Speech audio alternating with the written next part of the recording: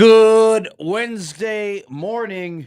You're listening to Gary and Matt here on 1620 The Zone. I'm Matt McMaster. Gary Sharp on the road again as the Omaha Mavericks are currently en route to Kansas City to take on University of Kansas City tonight. Peter, what time is that game at? And it's on 1180, right? Yes, it will be.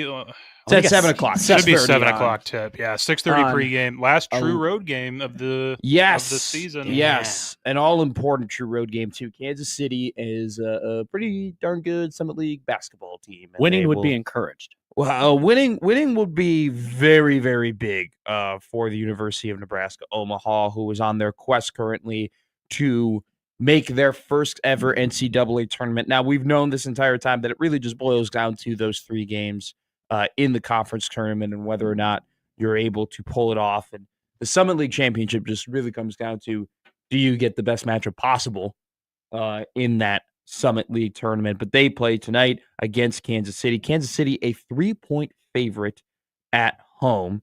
They are coming off of a loss against South Dakota, and win against North Dakota. They've had some struggles as of late in the Summit League. I think they came into the Summit League as considered to be one of the best teams, but they've actually dropped a ton of games heading into this one. So should be still a pretty tough road test for Omaha, who's coming off of two back-to-back losses on the road against St. Thomas and South Dakota State. So Gary out today, Jimmy in the chair, Peter Krenzer behind the ones and twos.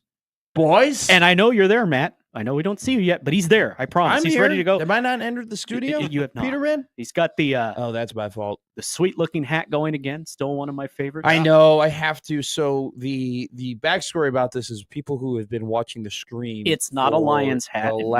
No, it's a Bears hat or a Cubs hat. Which is a bear. For the last 2 months, you've probably seen me wear the same 4 hats. The truth is that when I packed up and left from Chicago to move to Omaha, I half-assed the parking or the we know that packing process. So hard. I mean, I forgot so many things, in part because you're just trying to get on your feet and start. I was just trying to, there's so much going on. I was just trying to leave. I was just trying to get out of there. I was trying to get in my car and get to Omaha quickly as possible. And I was like, half the stuff for my apartment I'm going to have to buy anyway. I don't really care. So I forgot a lot of hats. I forgot a lot of coats. Forgot a lot of shoes. Going back next weekend, though. Now, in your defense, when you were there, we hadn't had a lot of cold weather. So I could understand being like, I'll take a couple. We'll be okay. Yeah. It hasn't really been cold. But, I've lived in the Midwest my entire life. So I probably should have had the foresight that this hell that has frozen upon us would be coming. Yeah. So we are currently, when I got into my car today, it was -4. Yeah, I had degrees. I had 5 below out where I live. We're currently at -2 in the Omaha metropolitan area. You could throw the ball today. No wind. Tomorrow will be worse. It will be a low of -14. Friday will be a low of -13. Nice. Saturday, it'll be warm on Saturday. It'll be a whole 6 degrees. A lot of people sitting down to pee this week. And then Sunday we'll get back up to the 20s and 40s. And then apparently Tuesday, shorts next week. Gary was saying that we're supposed to be in the 60s next Tuesday, which would be incredible. I don't know. Right now it says 51, but we should be back to Fool's Spring or second spring, as I would like to call it.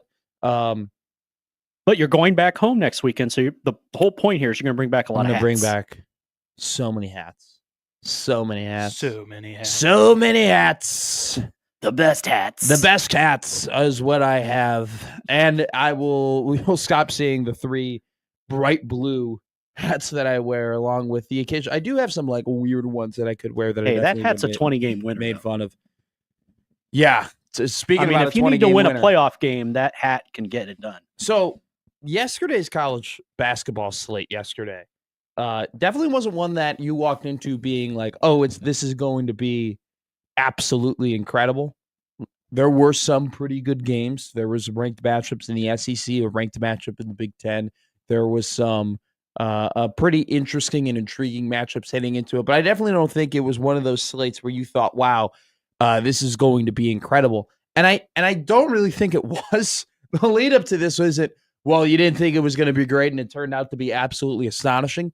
The point is that I think we learned a lot about every team that played yesterday. And I think that we're getting to the point where we are, I believe now 25 days away from Selection Sunday, where this might be who you are. This is where, this is where we're This is them. Like every game, every weekend down the stretch here in college basketball, you're going to weed away. We're going to start to see who's going to be clicking going into the tournament, who's going to be not clicking going into the tournament, which is, I think all roads lead back to Nebraska, which is why it's a pretty advantageous schedule that Creighton basketball has heading into the last final 5 games of the year. Don't underestimate that week off. Big time for them. Just everybody, not just physically, but mentally too. Just clear the head. Yes. Lock in for that stretch drive. It couldn't work. And obviously with Kalkbrenner's injury, getting a week off to have him stick his foot in Mount McMaster out there and just really take the pain away. We'll get to that later. We have an update.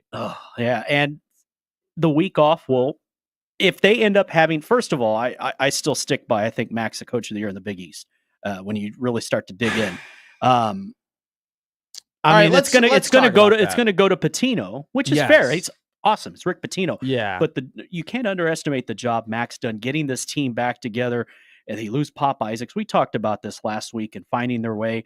And especially after one of the games we watched last night that we'll talk about, that week off, trust me, it's a team that likes each other and they'll be in good shape going forward. But I like this. A lot of times people will say, well, they just need to gel. They need to get together. No, last night was a good example in basketball. Nope, this is the team. My 5 are out there on the floor. They played better or worse. 5 games in 15 days. They're averaging game every 3 days. I think they played at 1.3 games in 6 days during that Seton Hall, Xavier, Villanova stretch. But after playing that kind of murderer's row of Marquette, UConn, and St. John's, where 1 and 2 was expected, but they were tired, they still had a chance at even 3-0. They should have gone 2-1. You should have gone 2-1. They could have pulled out that UConn game at home. That St. John's game, I think Creighton fans aren't beating themselves up over it necessarily because St. John's is a good basketball team. Mm-hmm. I think Gary was. They're tough. Gary definitely doesn't believe in them as much as I believe in them.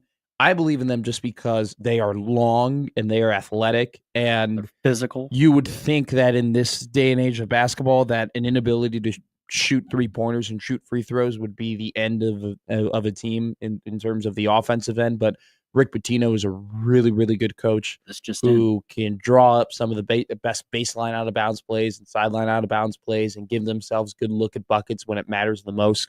They're long, they're physical, they're athletic. They want to win. I don't know if you've been seeing these clips of I Pitino. have. Yeah. Oh my God, I want to run through a brick wall for I'm that getting guy. life advice from Rick Pitino. And I think we're getting to the point where Pitino has coached so much basketball at so many different places where it's just not the smartest thing to doubt him and the ability for his coach teams to win games. They look like they're not a lot of fun to play. No, and I don't think that's watching a game Pitino Sunday. Team. It's just like, man, this is whether it be Kentucky or Louisville or even Iona. Mm-hmm. You need a nap after you play a Pitino team. Yes, and they know how to recover. But really good stuff. Like I was saying, Creighton. They go 1 and 2. They probably should have gone 2-1. If they went 3-0, that would have been absolutely incredible. But it was a really good stretch of games for them. I think that Marquette, UConn, St. John's stretch, they competed in every single one of them. They were in every single one of those games. There will be a massive what if Kalkbrenner doesn't go down and go to the locker room, because that was a really key part of that game. When he went down, they were sparring for position for what is this game going to look like down the stretch. And they did have their opportunities. They had that one possession toward, I don't know if Kalkbrenner was out there or not, but they Neal missed a 3, rebound, went back out to Ashworth, who had a pretty good look at the corner. He misses a 3. That would have cut that lead down to 3 at the time. Would have given them a really good opportunity to tie that game or close out that game at the end. They don't make those shots, regardless of the fact they have a really good 5-game stretch at the end of the year. They play Georgetown on Sunday, DePaul 3 days later. Then next Saturday, play Xavier. Tuesday, they play Seton Hall, and then they end their season against Butler at the Chi. That's the type of 5-game stretch heading into the Big East tournament where you can build some momentum there. You can start clicking again. I think Mac is going to have these guys, Raren and Revan, going into the postseason.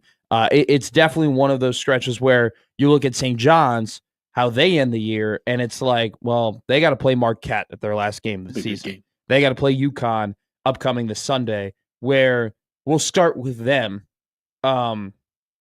It took 120-5 run and a hell of a coaching job and motivation job from Dan Hurley to get supposedly UConn, the best coach in the game to beat Villanova. But man, Liam McNeely stepped up when he needed to. That was ugly, though. I mean, UConn loses to Seton Hall. Terrible. Just an awful loss. One of the worst losses you could probably have in the country at this point for any team. They go ahead, and Nova has, been a team that they've been the bridesmaid, but never the bride of the Big East. They've competed with some of the best teams, but haven't closed out all of those games. But at the end of the day, they nearly beat UConn, who narrowly escapes, their own arena. Mm-hmm. So, I think and we're going to talk to John Walker about this with UConn. It reminds me a little bit of the 2020 NBA or 2021 NBA Lakers, where they had won the title the year before. And now UConn has gone under way grander changes than that team did. Okay, UConn has lost a lot of guys. They've brought in a bunch of transfers, and they've brought in Liam McNeely as a freshman. Like, it's a completely They're trying to put it back together. It's a completely different team. Now, granted, they had a completely different team last year too, when they ended up winning the national championship. So I'm not saying it's not a valid excuse. I'm just saying that Dan Hurley has done this before, where he's had major turnover and has still been able to compete at the highest level for national championships. But I think for the Lakers in that 2021 NBA season, we were all waiting for them to turn the corner. They kind of came out a little bit soft, a little bit sluggish. They were losing games they shouldn't have been losing. They didn't look the same. But at the end of the day, it was still LeBron James and Anthony Davis and Dennis Schroeder, and you're just kind of waiting and sitting there and saying, okay, when are they going to turn this around and finally start winning games and being a championship team? They're still waiting. Never happened. Yeah. We're getting to that point with UConn.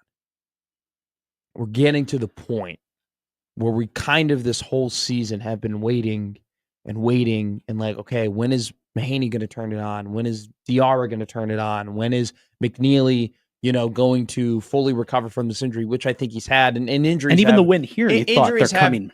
Have had a lot to do with this. Mm-hmm. They're just not there. They're just not the UConn team I think anyone was expecting this season. And it's like you've been waiting and waiting and waiting, and one bad thing after another bad thing happens, and it's not there. And you just keep. When they won here, I wasn't surprised they were able to win here, because I still think they're a good team and that they have that culture, and you get two teams that were playing with good culture. But then watching that last night, that's kind of how their season's been. One night, like, okay, all right, this is the UConn we know. No surprise there. And the other nights, it's, and then you remember, well, they are back-to-back national champions. It is tough to run it back a third time. But what people are wondering is, well, are they just going to kind of flounder, or are they going to start to put it together? And the funny thing is, I still get sucked into thinking, look, I'm not picking them to go to the Final Four. Let's just get that out of the way now. Sure. But I still think they'll put together a nice team and have a decent showing in the tournament that is, okay, this is a rebuilding year for them. But it's hard to continue to have that opinion when you see them struggle to beat Villanova at home, especially after seeing what is possible from them when they played here. Tough environment, tough game, well played back and forth, and they were able to make, and they came back from 14 down. So they've shown the fortitude to be able to overcome such things. But yeah, it's one step forward, one step back.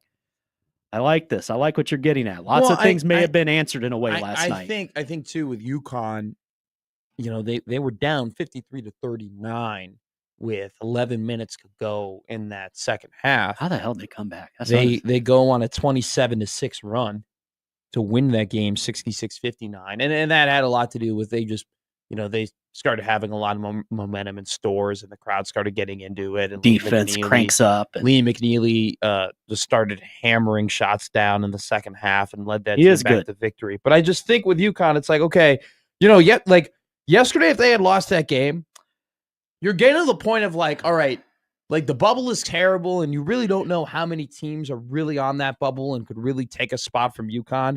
But if they had lost that game yesterday, you start looking at the end of their season and saying, wow, I mean, if they continue to play this way, they might play their way out of the tournament or set themselves up to the point where a bid stealer could really screw them over. Mm-hmm. And so UConn's got a lot of things, a lot of questions to answer, and frankly, like for them, they are running out of time. Our contest we have going, or what is it? Get your S together or whatever that we have. Yeah. There's your read. That's basically what a lot of teams are. UConn's in that point or that deal too. You get your S together. There are a lot of teams that we'll talk about in this segment, but that's where we're at this point of the season. Yeah. What are you going to be? Who are you going to be? I saw someone point this out last night, and I didn't even think about this. This could be Hunter Dickinson sucks. Sorry, in terms of blue bloods, the 8-9 line in the NCAA tournament this year very well could feature the past 3 national champions. Yeah, you get UConn in the second round. Baylor and who am I blanking on? Kansas. Yeah. Well, here's another one that could end up in that 8 line. So I'll give you right here. Damn, Kansas has been lower than a 4 since 2000. Illinois could be in that 8 conversation as well. They could. And that's a team that can be really good too. Now, I'm out. I'm done. I'm officially out on Illinois. Okay. I told Gary yesterday. What was it? The banner jersey hanging going upside down? that and so Gary has been strung up on Illinois, and Jimmy's been here for it, where he really, really liked him. And I compared them yesterday to the hot girl that looks at you at the bar that doesn't talk to you a lot, but you've convinced yourself you have a shot at getting. I think we sat next to each other in English a couple. Like you had a great 20-minute combo, and you're like, man, like that went really well. Like I think I can parlay that into something, and you really have no shot. That's Illinois. This is just Gary. People saw them beat Oregon at Oregon, and not just beat Oregon at Oregon. They kicked their freaking ass at Oregon. And you saw Yakachonis, this nice new shiny 19-year-old toy who's going to end up being a lottery pick. You saw how physical, like they are an incredible rebounding team because they are just a big physical team. With Ivisic and Johnson and Humrickus and Boswell, you go down the line. And so, like, now you look at them play. Ivisic got mono. He came back 2 weeks later. I had to incessantly remind everybody that's not how that works. He can be out on the floor. He could be no longer contagious. He's there physically, but that's about it. He is. The lights are on, and nobody's home with Ivisic right now. He is not playing good basketball whatsoever. Shout out Jacob Bigelow, who called it just yesterday, in general, who tweeted out, "Hey, Wisconsin is a -3.5 point favorite, and Illinois basically is down 2 centers because Ivisic is a nothing burger at this point for the Illini." And then their other center, their backup center, who had been playing pretty good basketball up to that point, Marez Johnson, he's out. So he's done. He's not playing. So Illinois doesn't have any centers. And they've gotten to the point where, and I think this is the problem when you get to teams in the NCAA tournament where picking teams to win the national championship in college basketball isn't about how far the ceiling is or how high the ceiling is. It really is about how much can the bottom drop out at this team. How much depth does this team can have? Like, who are you trusting to play consistent basketball, consistently good basketball? Do you see a team getting on a heater? Exactly. Well, so that's where the tournament like flips on its head. That's why we enjoy it. And people like you and me who watch a ton of college basketball are going to lose to Jan in accounting in the tournament bracket. Shout out Jan. Because Jan's just going to, end up picking Ohio State, who's going to get absolutely hot. I lost a Super Bowl bet in high school because a girl picked a team based on the colors and stuff. Yeah. Oh, yeah. Yeah. Happens all the time. Yeah. The bottom is when the bottom falls out of Illinois, it's bad. And that's what many are expecting. Now that we said that, pencil them in for the Elite Eight. No.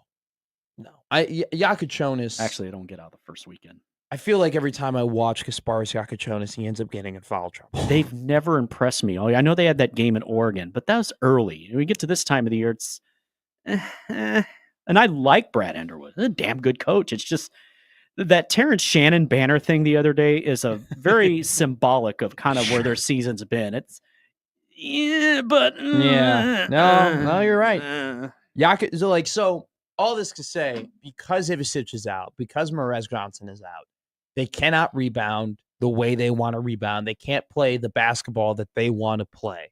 So it's not even Illinois. On top, yeah. I mean, it's just injuries. Part of it, but rebounding and everything you said, playing their style. They're tough. They are tough.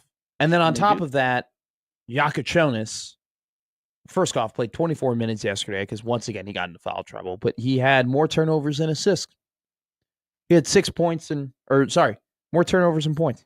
6 points, 7 turnovers. That's not good. Sloppy basketball. This team is lacking depth. They are now to the point where if one guy has a really, really, really bad game, they're done. Yeah. Like your bottom falls if out. If Yakachonis does not play high-level basketball, this team is going to lose in the first round of the NCAA tournament. Mm-hmm. And we're getting to the point now where if they continue to lose these games and continue to play bad basketball, they're already at 10 losses. They've lost 3 of their last 5 games.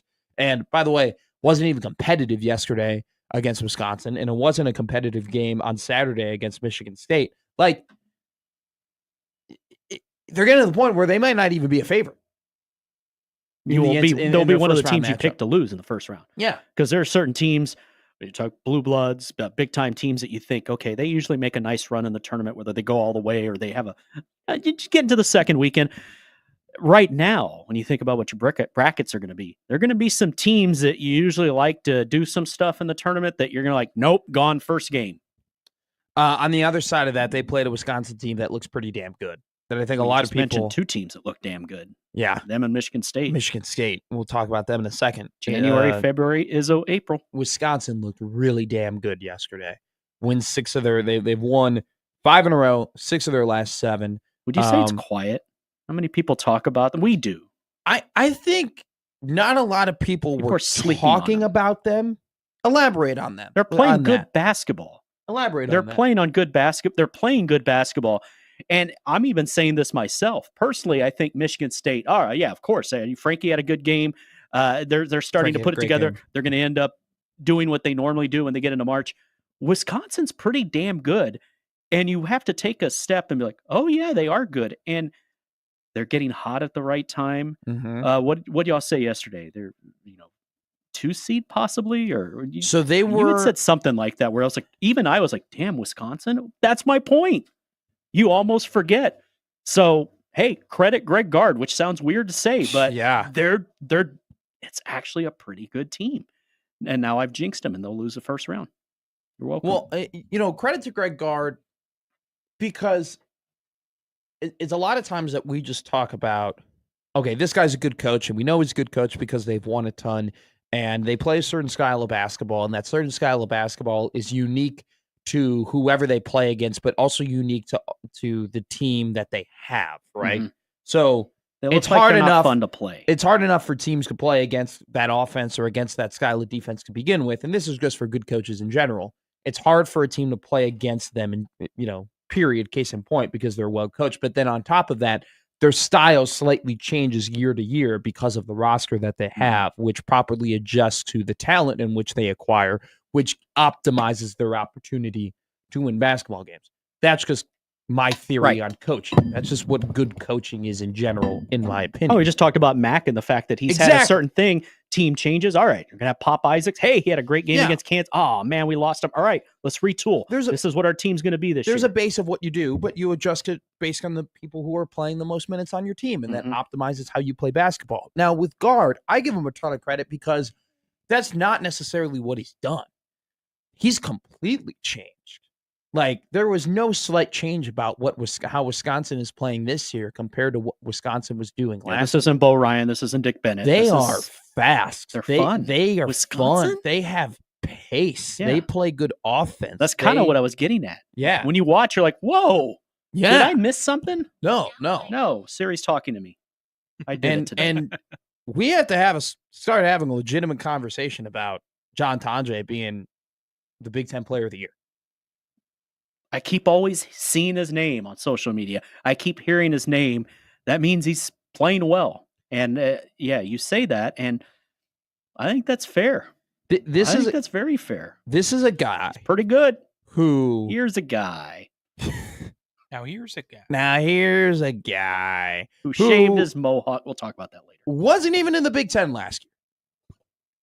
Like was not playing Big Ten basketball. Was at Missouri, after being at Colorado State for 4 years. He's now and by the way, he committed to New Mexico State. Las Cruces and Madison practically the same. He was going to be a Lobo. He ends up going to Wisconsin. He plays against Illinois yesterday, one of the better teams. Still, despite the fact that I just trashed them and told you that they're probably going to lose in the first round of the NCAA tournament, still probably in the upper echelon of Big Ten teams in the conference. He had 31 points yesterday, 3 rebounds. The game before, he played Purdue in Mackey. Had 32 points, 6 rebounds, 3 assists. And we like Purdue and what they're doing, and they're a pretty good team. Game before, here's his stats. Last, say, 10 games, 31 points, 32 points, 22 points, 15 points, 27, 23, 27, 24, 17. That's pretty damn consistent. The guy is a bucket. He's now up to 20 points per game and 5 rebounds. We're going to have a conversation of John Tandre out of Omaha Central being the Big Ten Player of the Year. Shout out Omaha. I'm not saying that he is. Like Braden Smith is pretty damn good. But he deserves to get the love to be mentioned in the conversation. He is very much. Because he's good every damn game. In that conversation. And not counting against Nebraska, which is a given, but still. Pillar of consistency. And this Wisconsin team is playing a high level of offensive basketball. They're really, really deep. They're big. They're long. But guards got them playing free, and they're playing good offense. And they're not the rough watch they usually are. No. And you say credit to Gard for his great coaching job. Like, I don't think it's a great coaching job. I think it's an incredible coaching job because he's just completely changed the style of play that we're used to the Badgers playing. And Big Ten Coach of the Year? It's him or Dusty May. I mean, he's in the conversation. It's hard not to give it to Dusty. Those are 2 great choices. I think it's going to be Dusty just because Michigan was terrible last year. Michigan was the worst team in the Big Ten. And now they're very really well could end up winning the regular season. Mm-hmm. Purdue has a Zach Edey problem, especially down the stretch. Michigan State, I don't know if you guys watched that game, but they closed out that game because they turned into FAU Lob City. Or Florida Gulf Coast. Yeah. Florida Gulf Coast. Sorry. Florida Gulf Coast, Lob City. Yeah. It just seems like they are having a really tough time protecting the paint. It happened against Wisconsin. It's now happened against Michigan State. I think that almost as if Zach Edey was pretty good. Yeah, when you have a guy for multiple years who's 7'6", who your paint defense is completely reliant upon his height and length and aggressiveness. When you lose that guy, it seems like it's going to be a really tough time replacing that and having a similar effect in paint defense. And we'll see that next year with Creighton losing Kalkbrenner. Exactly, Jimmy. You're cooking with peanut oil. Their defense, the focus of everything they do on defense begins with him. Everything flows out from him. Because if you lose your guy on the perimeter, you have Ryan Kalkbrenner to clean it up. And you see that all the time with bigs, but not to be confused with bigs. Although I'm sure Jacob could clog the lane too. Jacob could play good defense. But actually, I don't think he's lost a lot of weight. I don't think he could clog the lane. He'd be the guy who loses a guy on the perimeter that Kalkbrenner needs to clean up for him. Yeah. Damn it, Jacob. Keep your guy in front of you. Anyway, but we talk about this is what a lot of good coaches do, and that they're not married to one thing. They see, all right, this is our team. It changes. We have to figure out how to go forward. Well, they'll have that issue next year that Purdue's having this year, and that they have to do things differently. And when you lose that pillar inside, this is what happens last night. It's tough. Purdue is another team where they're going to be fine. Mm-hmm. Like, I'm not worried about where they're going to be in the next couple of weeks. Matt Painter is a hell of a coach. You still have Lawyer. You still have Braden Smith. You still have Heidi, some really, really long guys. It's just they faced two really good teams that got into a roll at the end of the game and figured out their defense. And once again, I just think they're struggling with protecting the paint, especially when teams throw these really creative sets at them. I mean, Michigan State was using multiple screens to get guys rolling toward the basket with their ball, like rolling toward the basket on the weak side while their main ball handler was getting to the lane. And Izzo's cooking a few weeks early. Michigan State, had some really big buckets made at the end of the game by their point guard Holloman. And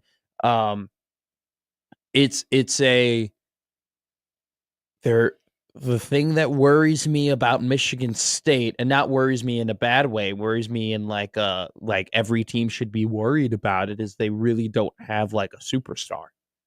They just have 8 really good players who play at a really high clip. They're good. And they have one of the best coaches ever in college basketball history that has this team playing at a high level. And it's like, if this team can fully click, like this team plays, it's funny, this team plays its best when Frankie Fiddler is playing at a high level of basketball.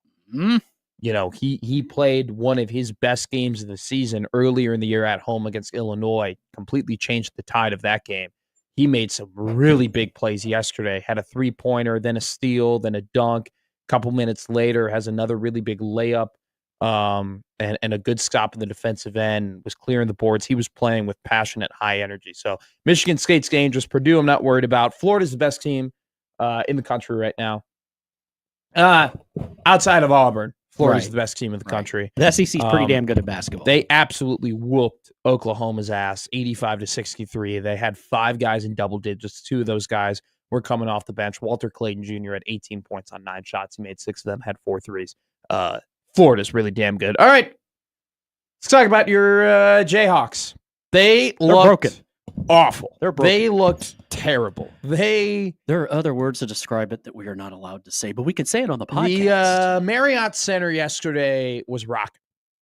Okay. They were having fun in Provo. That's an underrated basketball. I mean, BYU was in the bottom of the quadruple box I had. They were in the bottom right. And I don't know who the guy was doing the stand-up before the game, but he was in the student section. They were getting rowdy.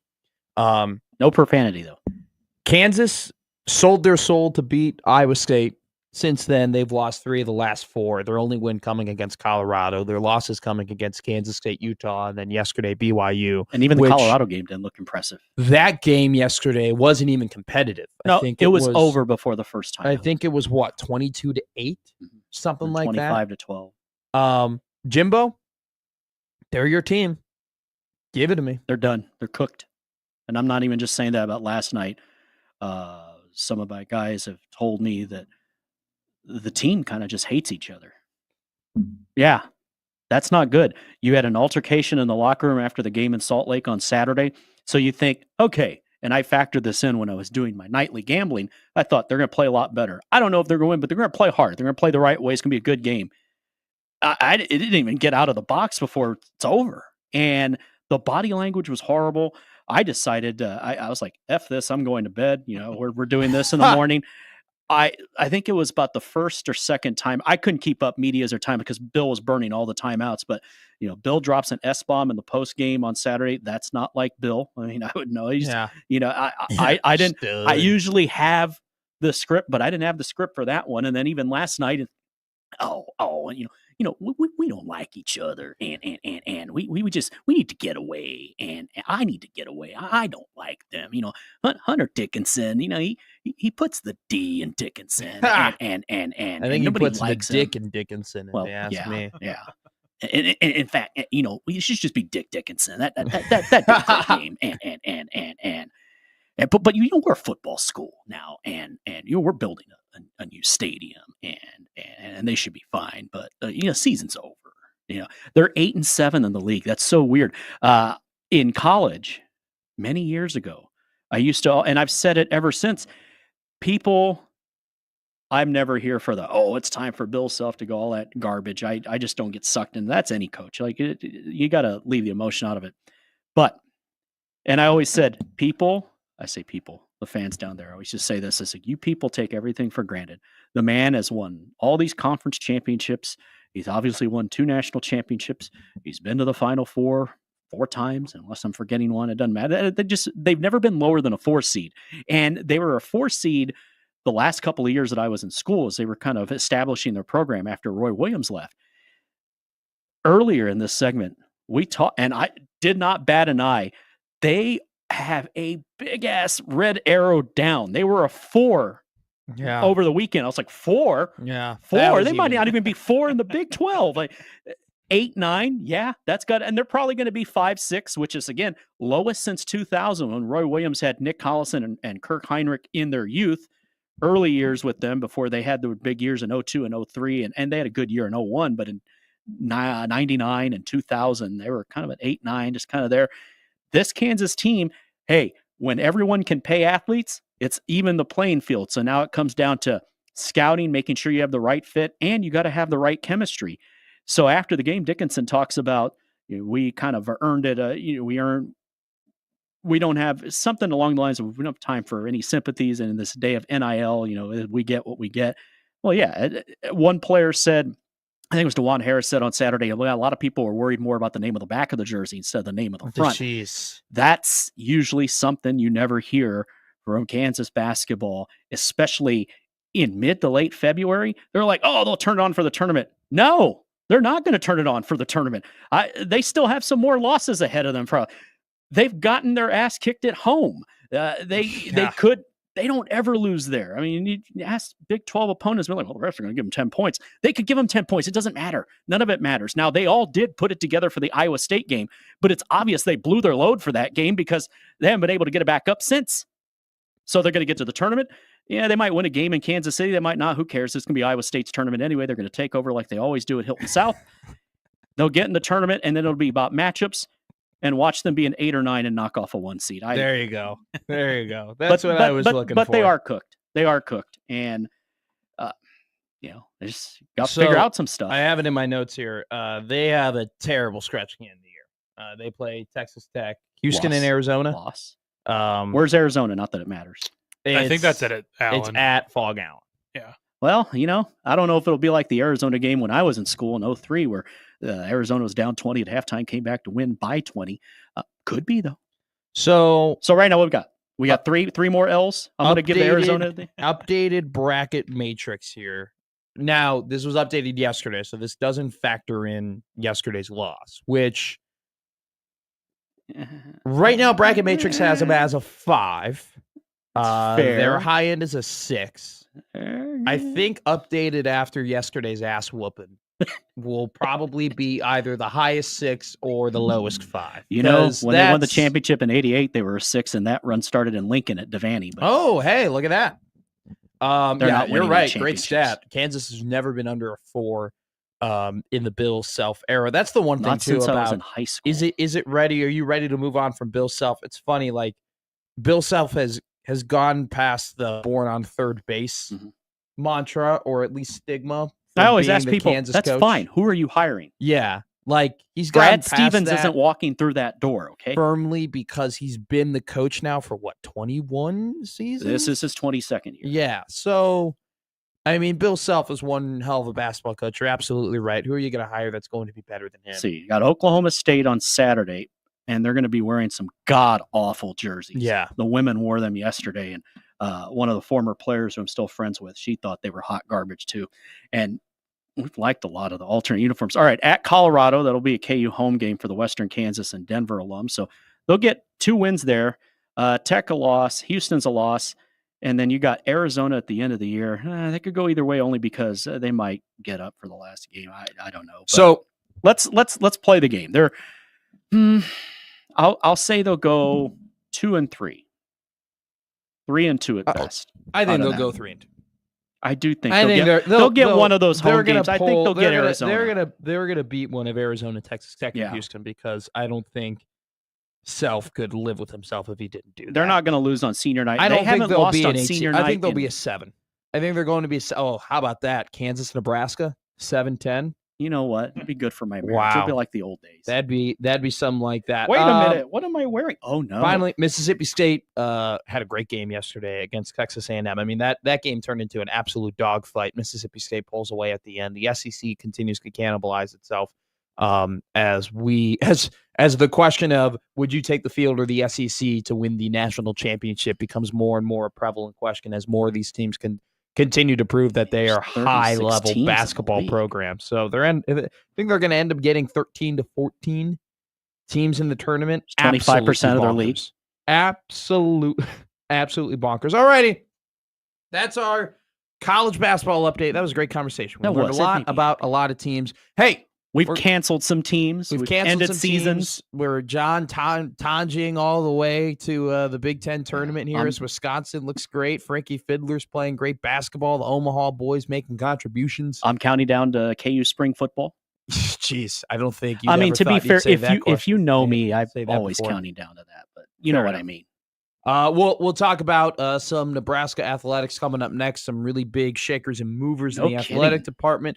Then Nebraska basketball takes on Penn State tonight in a massive, massive game. Hey, we got a good show for you. You got John Walker coming up at 9 a.m. to talk a little Creighton Big East basketball. Then Brandon Vogel, as always, will end our show at 9:40. Today's lineup is powered by the Rooferys at John Higgins Weatherguard. Make sure to email us at the Equitable Bank inbox, Matt at 1620thezone.com. Jimmy at 1620thezone.com. That's presented by Equitable Bank. We do banking differently. You're listening to Gary and Matt here on 1620 The Zone.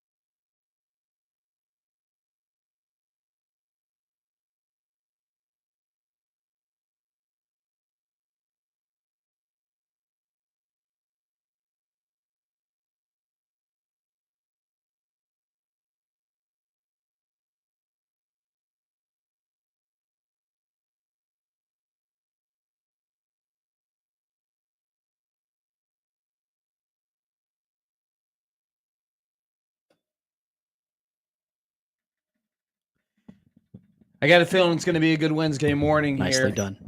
Very nice. Thank you. It's too easy.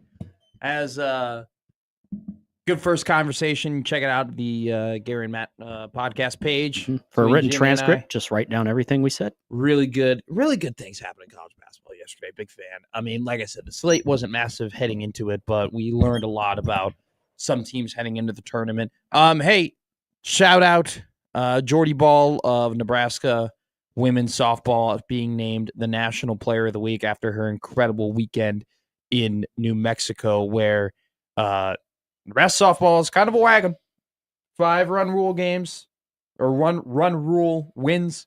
Ball doing the things we thought she'd do last year before she got hurt. Yeah, threw a no-hitter, went 2-0 in her appearances, 13 strikeouts, 2 walks. She was 10 of 16 from the plate. She hit .625 in the tournament in New Mexico, and then above the Mendoza line, had 9 extra base hits, 4 doubles, 4 home runs, and 1 triple. Is she the best? She's the best at her sport in Nebraska athletics amongst all athletes, correct? Ooh, that's not where I thought you were going with that. I'm thinking it's hard to. It's her or Harper, right? It's hard to. It's hard to say no right now because this is why she came home. This is why they brought her here. Yes. And it was heartbreaking to see what happened. But if anything, it made her that much more determined and focused. And I wouldn't want to face her this year. Because she's on sort of not a revenge tour, but you know what? Just showing, hey, I got some gold medals in my future. I got a question for you. Is there any year you would want to face Jordy Ball? Probably not. Probably not. I don't think. That's be like, is there any year you would have wanted to face Randy Johnson? Well, maybe now. Maybe but even right then, now. He's standing. I was like, oh, never mind. He's still 6'10". Randy Johnson's a good photographer. Have you ever looked through his pages? He that guy knows is, how to work the camera.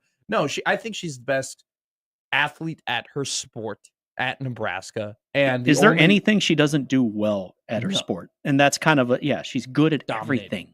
Dominated. And if she did the itinerary for the Dobo, it would be better than everybody. Like everything. If it weren't for the injury last year, which she's had a full year to recover from, a full year to get healthy, and it seems like she has healthy. Most definitely done that. She's healthier than us. I don't think it would have honestly been like a doubt that she is the best athlete at her sport if she was able to play last year. She wasn't. And obviously when you have an ACL injury like that, that's tough. There are going to be questions of whether or not you can compete at the same level you were. Not only is she competing at the same level she was, she's doing even better because now she's added hitting into the repertoire. Well, and she's really good at what she does, right? She's gotten that much better because that's probably the thinking is, I don't know if you're going to be able to recover that. Oh, good. I needed that motivation. Exactly. Thank you. You know what?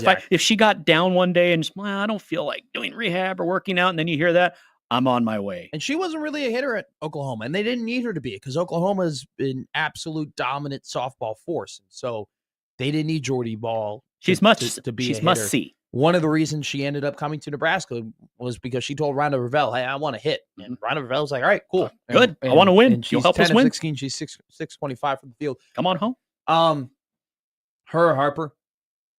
I think maybe that's a 7-game series right there. Yeah, I know. Damn. That's really tough. It goes to game 7. You could also argue Andy Jackson. Like there are some people who think that Andy Jackson is the best player on Nebraska's volleyball team when she's playing at her highest level.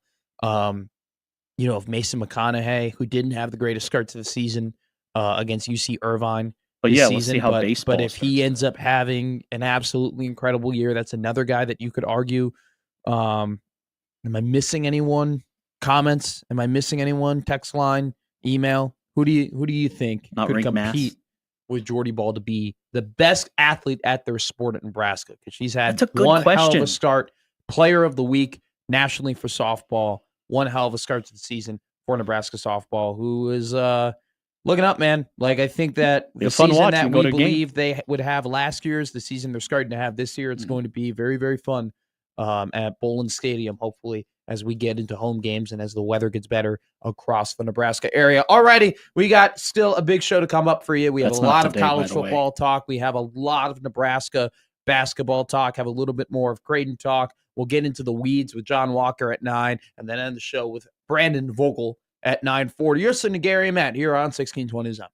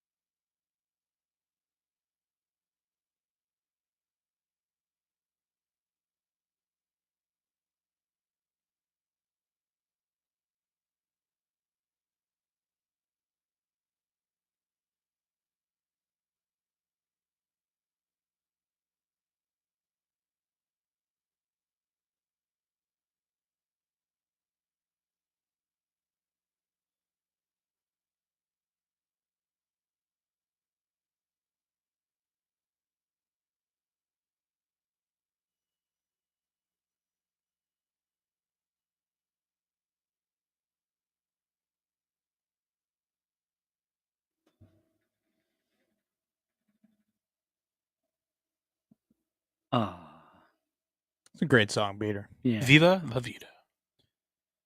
Massive day yesterday in don't look outside. College baseball. No, do not look outside. You will not be Viva la Vida-ing, if you will. 75. That's a poll question. Can you Viva la Vida? Is that a verb? Can you Viva la Vida?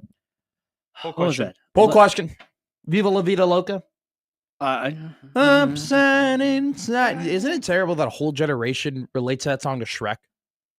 I'm okay with that. That is the That'll do, cultural donkey. impact of Shrek That'll on. do. See, I missed that. Generation. I that whole joke has been lost upon me. My generation's obsession and consistent memes of Shrek and how important Shrek is to everybody. Yeah, I never really and related it was people in my generation. Yeah, you guys explain this to me. You guys are about the same I can't age. explain it to you Yeah, other than our generation loves stupid stuff. Yeah, That our generation way to put is obsessed with like the weirder and more awkward, the better. Because we are a weird and awkward generation because we never went outside and we played a lot of video games and kids in college no longer have to like introduce themselves at bars to meet one another and do the things they want to do because we have all the apps that we can ever dream of. And most of our conversations revolve around our phone. I'm listening. And I might like this. Memes and Twitter and Instagram.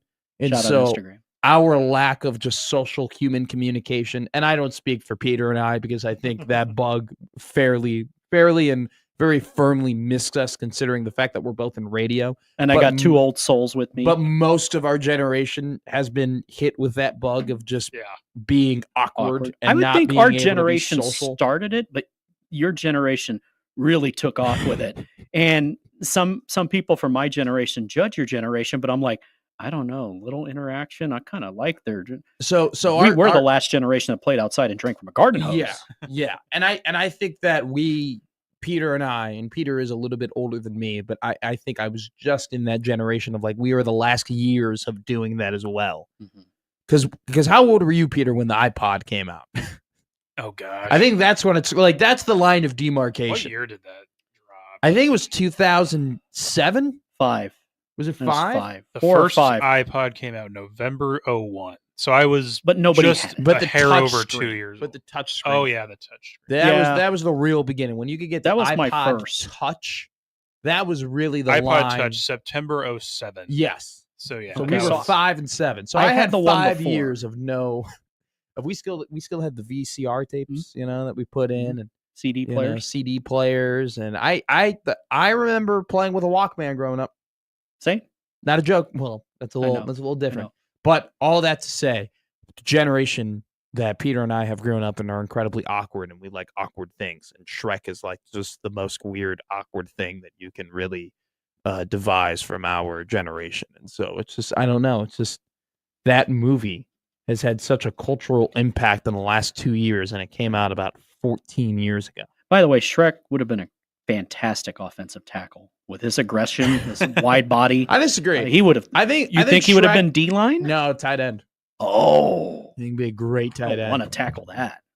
That's another poll question right there. What position at football would Shrek be the best guy? I don't say actually offensive do tackle that because I don't want Gary going on Twitter and he being could have like, been a "What nose. the hell? We turned God for one day we're talking about Shrek. We turned into the Connor Happer show. Like what happened here? Yeah, we're not so liberal with our polls. We do them, but we can't. We have a limit. We have a quota because we can't steal Happer's bit. The quota is 1, and we used it today. Can you Viva La Vida is currently up on Gary and Matt. We've reached the quota. Before 8 a.m. Before 8 a.m. That's typically what we do here on Gary and Matt. Gary on the road, Omaha basketball going ahead and playing Kansas City tonight. Pretty big game. They need to pick up that win. Kansas City came into the season. They've suffered some injuries, and so they haven't been playing their best, but they are a 3-point favorite heading in to this game. So will be really, really big for Omaha to get back on track after starting off the season red hot, and then losing a pretty rough game on the road to Denver, and then dropping back-to-back games kind of as expected. I mean, they were pretty big underdogs in both contests against St. Thomas and South Dakota State, so they'll look to get back on track. Gary will be back in the office tomorrow, probably incredibly exhausted He'll be coming back from the road. The man doesn't sleep anyway. Nah, yeah, he might get a little nap on the bus. He might actually be more rested. Omaha baseball picked up their first win of the season yesterday, 5-2 against Nichols. It was a really wild day. They didn't play here randomly in college baseball. Liberty upset number 12 NC State. UNCG upset number 13 Wake Forest. Kind of going up here. Southern Miss, they upset number 18 Mississippi State.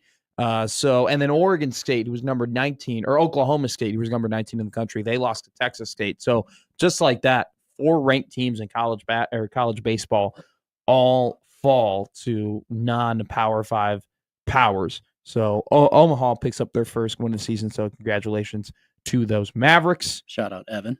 Shout out Evan Porter, head coach, came on here about a week or two ago, and he's a great dude. It was an awesome interview, and they have a tough schedule to open up the season, and they're going to end up playing Kansas and LSU in the next couple of weeks. So to pick up that game against Nichols, that win against Nichols, really great for the confidence building. And Kansas has moved on to baseball now. Hey, Kansas has moved on to everything. Yeah. I mean, summer. I just saw that storm season.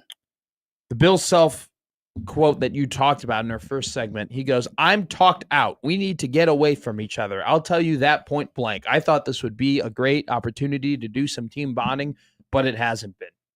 Yeah. That is a crazy statement to say on February 18th when he said it. Like, to say that in December, maybe that makes sense a little bit. But every coach sees that and they're like, yee. But they clean that up, and or you like to think that the good teams clean that up, and you'd like to think that a team that's as talented as Kansas would figure that out and rally together and be like, "Look, guys, we are worth so much money." Seriously. And we are so talented. We paid a lot of money for you guys. It always comes back to this quote, and it's something that will stick for me for the rest of my life. And it was said by one of the best coaches I've ever had. It's like, I'm not asking you guys to like each other. I'm just asking you guys to play for each other. Mm-hmm. Like, they hate each other for 2 hours. Oh, my God.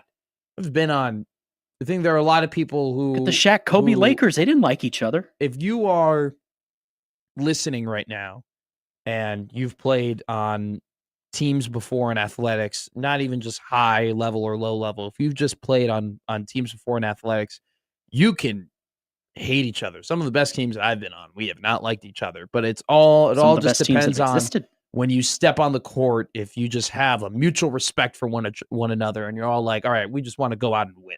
You know, if winning's on the mind and you just want to have that together and you're locked in, it really does not matter whether or not, or, you know, how much you think about or what you think about the other person. They're having zero fun. Now, don't get me wrong. If you like each other, it is a massive boost. Like, it is good to like your teammates. It is good to have relationships off the field. It is good to be a family. It is good because it makes that game and your play and everything so much more important. And you know, in some cases, like, you give a little bit of more effort because you actually want that person that you like to succeed. Kansas is not there whatsoever right now. They can't stand each other. And I think that's exactly why. It's funny. John Rothstein tweeted out yesterday that it's almost March. If there's been a low point, you know, he doesn't know if this is the low point of the Bill Self tenure at Kansas, but this is pretty damn close. It's funny. The Bill Self low point for Kansas would be the high point of some college basketball programs, which just goes to show what a great job he's done. Before I say this, he hasn't done it necessarily legally, but he's done it. 2008's national championship. Relax. This team's not winning anything. But my point is, and they liked each other more. They had a come to Jesus meeting at a local establishment that's since closed, like many do. And they had wings and burgers and just kind of aired everything out. It seems like that's what this team needs to do, even if it's arguing or whatever. You just got to get it out. Or go the John Moxon route and go out an all-night drinking party at a strip club and hope that your English teacher's pole dancing, and that might bring you together. I don't know. I need to say this because Chris has a great deal, and he's snapping back at you. Well, that's the wrong choice of words. He says, no way is Shrek a tight end. He's not catching anything. Look at those stubby hands.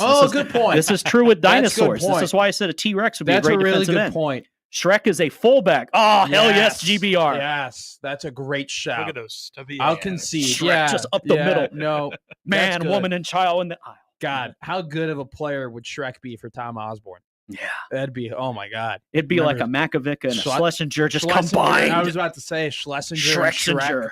Shrekovica. That's a good one. Yeah, Schlesinger. Hell yes. Talking about a team that didn't like each other, but was able to right the ship. Nebraska basketball plays. Yeah, today. I'm nervous, man. It's I don't funny. like While this we game. were talking about Kansas the entire time, I was just thinking, when I said like you would think that like maybe Bill Self would be able to rally the troops and get each other to have some good culture. That's what Fred Hoiberg has been able to do. Once again, hope that hand's okay. Apparently, there was a meeting before the Illinois game, and there was that come to Jesus moment, and Jesus came down and put them together, and they've been playing better basketball. Now, granted, they got a prayer when Northwestern decided to just no longer play basketball. That's a them problem. That is a major them problem, and kudos to Nebraska for taking advantage of that, which, once again, they barely did that. Only won that game by 4. But yes, it's a shock they won that game to begin with. I am nervous tonight. They played. Okay, so 5:30. Why are you I don't nervous? like Bryce Jordan. You even okay? So let me back up here. Sure. Since I've been here, everybody that sat in this chair and everybody that sat in that chair always talks about a bring your juice, bring your own juice. Yes. This Saturday game that's usually been at noon, the friends and family, COVID throwback crowd, and they're going early game. And you think, well, certainly after Sunday and getting to the end of the season, that's not going to happen. There's something about that building that just takes so much out of you that you really do have to bring your own joy, your own juice. And so I just kept thinking when you said it yesterday you said exactly that, or you might have said it Monday. But my point is, damn, it makes me nervous because you can't afford to drop games that that you should win. And this is one of them. It's one thing if you're playing at, say, Michigan or Michigan State or Wisconsin, based on everything we said, or Purdue. You get the idea. But you're playing at Penn State. And I know they were good when Shrewsbury was there. But even then, Rhodes and Shrewsbury. There was no juice then either. So you got to just come into it tonight and don't worry about them. Worry about you. So and luckily, maybe after Sunday, you're like, hey, let's worry about us. So just us. The good for Make me Penn feel State, better, Matt. The good for Penn State. Ace Baldwin is a good basketball player. Great name. Okay. He's averaging 14 points, 7 assists per game, averaging 3 turnovers a game. But that's a guy who any given night could be bad and any given night can be incredible. Yeah. Okay. So that's the good.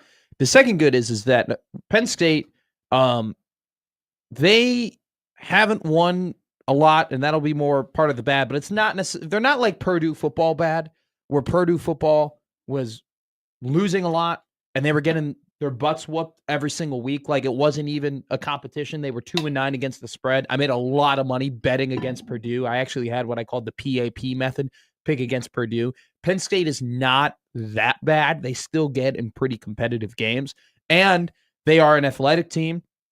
They play with some physicality. See, they play you don't pretty come hard. Out ready. They force a lot of turnovers. Teams are averaging 14 turnovers a game.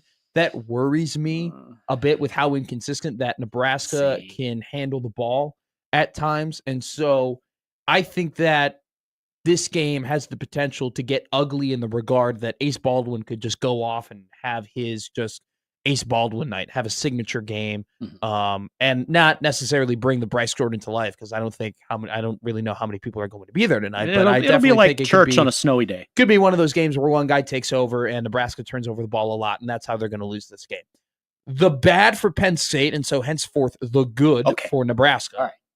Penn State is terrible at defense. They are in triple digits. They're in the 100s and even the 200s in a lot of defensive categories, according to team ranks. They are a terrible rebounding team. They are not good at rebounding, which plays into Nebraska's injuries, as Bearcade Buchtenjo will once again be out tonight.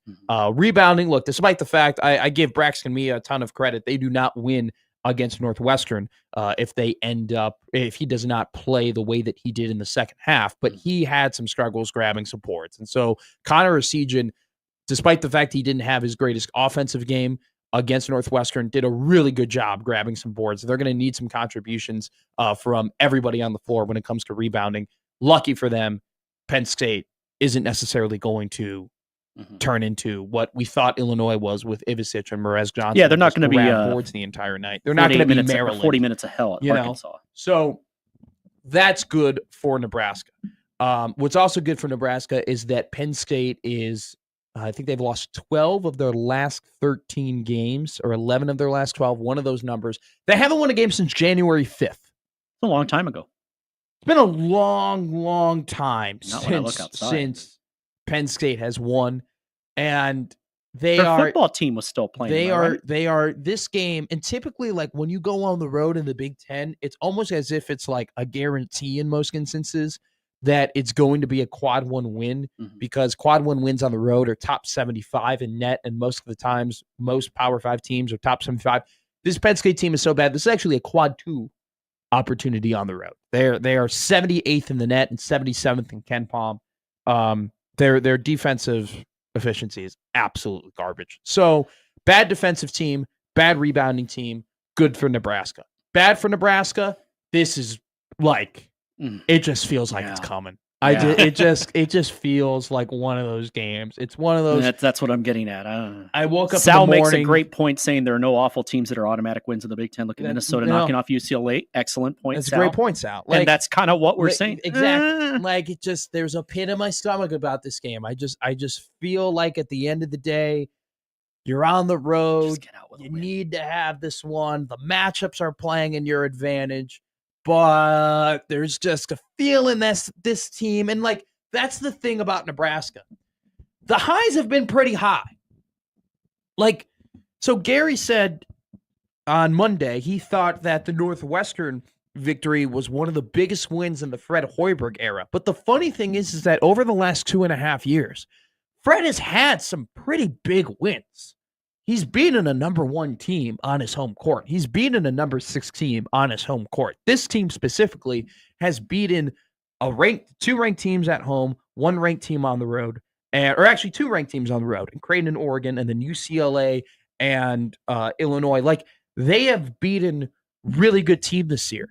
They've also gone on a 4-game or 6-game losing streak, in where they looked terrible, they looked awful, they looked like they hated each other, didn't want to be there, didn't want to rotate, didn't want to play defense against USC, didn't really want to close out the game against Maryland, choked their hearts out against Iowa. And then on top of that, when they played Purdue at Mackey and Wisconsin at the Kohl Center, they shouldn't even have showed up for those games. Really looks like that Aramark deal has gotten to them for a while. The high of this team is really high.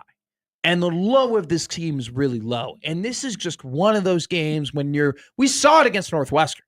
Like what happened against Northwestern could very easily happen against Penn State. And so all the matchups point to the advantage. The fact that Penn State is bad at rebounding, that is so massive for Nebraska, considering that is their biggest weakness on this team right now. The fact that, this team doesn't handle the ball very well. Penn State, they're averaging 12 turnovers a game. That plays into Nebraska's advantage. The fact that they aren't very strong in the front court, that their strengths are more so in the back court, that plays in to Nebraska's advantage with the fact that they have injuries. Like, there is no reason Nebraska should not win this game pretty handily. Am I saying that now the spread of this game, let's go and look at the spread right now. Yeah, before people overreact, he's saying there's no reason. That doesn't mean that that's going to happen like that. It just means there's. So I'm with you. I think it was 1.5 point. Yeah. That's about right. Just get a win and get out. That's how I feel. Just get your 1-point win, get on the damn plane and come. Doesn't have to be pretty. It doesn't have to be pretty. It's probably not going to be pretty. Penn State literally hasn't won a game since January.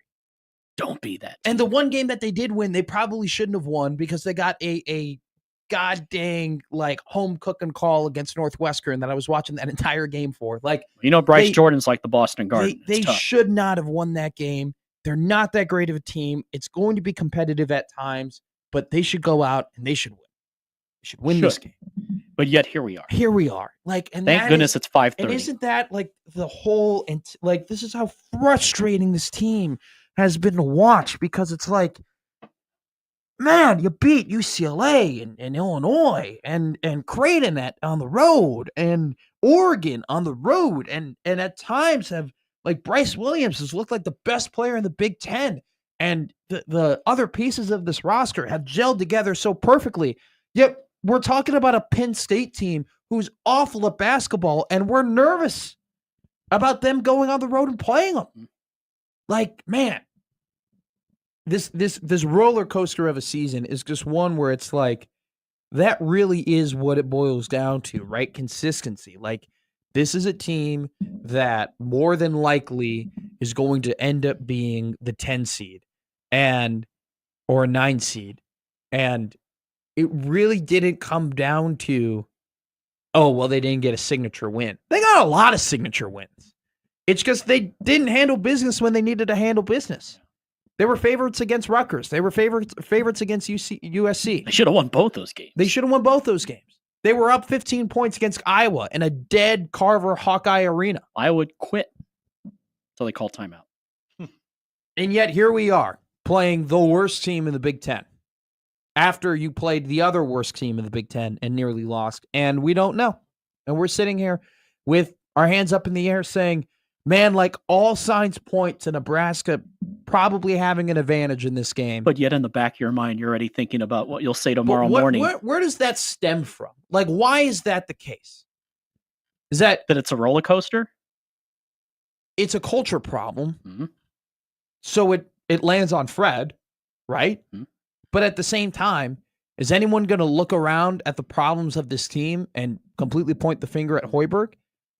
At some point, the players have to be accountable to themselves. Thank you, Jimmy. Thank you. And Fred would know because he's played on many teams. Because I'm not standing here saying that I'm the biggest Fred Hoiberg guy around. Like, Fred has had his struggles. Like, Fred has had to change a lot. Like, if you told Fred when he got this job that he was going to have the success that he has right now, you know, relative to what the program has had in the past, I don't think he would be surprised. But if you told him, hey, you're going to do it this way, I think that would shock. I'd be disgusted. Like, really? Really? I'm going to do it through Iowa State teams were so fun. We transfer portals and defense and gradiness and I'm going to have to do it that way? Really? But he's had to change who he is, which is why I give him a ton of credit. But at the same time, it's like, I don't know how many times this guy has to punch a whiteboard and yell at his team and get his team going at halftime. Only has two hands. Like, he is trying his darn best to get this team motivated and ready to go, or at least it seems like. And it's just like, at some point, I don't know what he has to do to get more consistency through this team, because he's, from what we've heard and the stories we've heard and what with the, you know, sound bites we've heard at press conferences and the stories that come out, it's like this guy wants. No one has to question whether or not Fred Hoiberg wants to win. Hell, Fred probably was like, I wish I was 20 years younger. I want to go out there and play. And if you ever used Fred Hoiberg and the Timberwolves on NBA Live 2001, you know what I'm talking about. You weren't afraid of Kevin Garnett. You were afraid of the mayor in the corner. It's just, he was an assassin on the court. I don't know. This team video games is going to go through a lot of changes next year, with Bryce Williams being gone, Jawan Gary being gone, Rick Mass coming back. And I think that it's going to be obvious that what Fred has done the last couple of years is what he's going to do next year, which he's going to go in the portal and he's going to go and pick up guys that he believes in, either high contributors at the lower, you know, group of five, non-power five level, or high upside guys at the power five level. He's going to go and pick those guys up. But I wonder if when he goes into that portal, if he now more exclusively or more seriously thinks about the cultural impact players might have on a team, and might think of how much more money or how much NIL money we're giving him may affect how other people think of this player if they don't compete at the highest level. I wonder if after this season of having the ups and downs and highs and lows that have mainly been caused by team culture, when he goes into the portal, when he dips into the portal, will he think, yeah, like, this guy's good and he's typically a guy that I would take, but maybe he won't gel with this guy. Or maybe if we pay him this amount of money compared to other guys who are getting more money, there would be some jealousy or things that would not flow in the right way in the locker room that did last year, which caused them to be in this position. I wonder if that's something he thinks about. Oh, I know it's got to be. Because when it's going well, by that I mean everybody is truly, the pieces are connected. I'm not even talking about the record or the performance on the court, because that stuff takes care of itself. But when it truly gels, you know you have a special group with you. and you talked about this, teams you played, guys hate each other. Yeah. But when it's the opposite, there's something really special about that gives them an extra leg to stand on, that when things get tough, hey, but these guys, they really do fight for each other. So I don't have to say anything because it's a good point. It's player led. Yeah. I shouldn't have to punch a whiteboard in Evanston, Illinois, but this is what he has to do this year. Best teams are player led teams. Mm-hmm. We've heard that pounded now. Best teams are, you come in the locker room and be like, guys, just walk out of the room. Hey, let's go. All right, let's go play.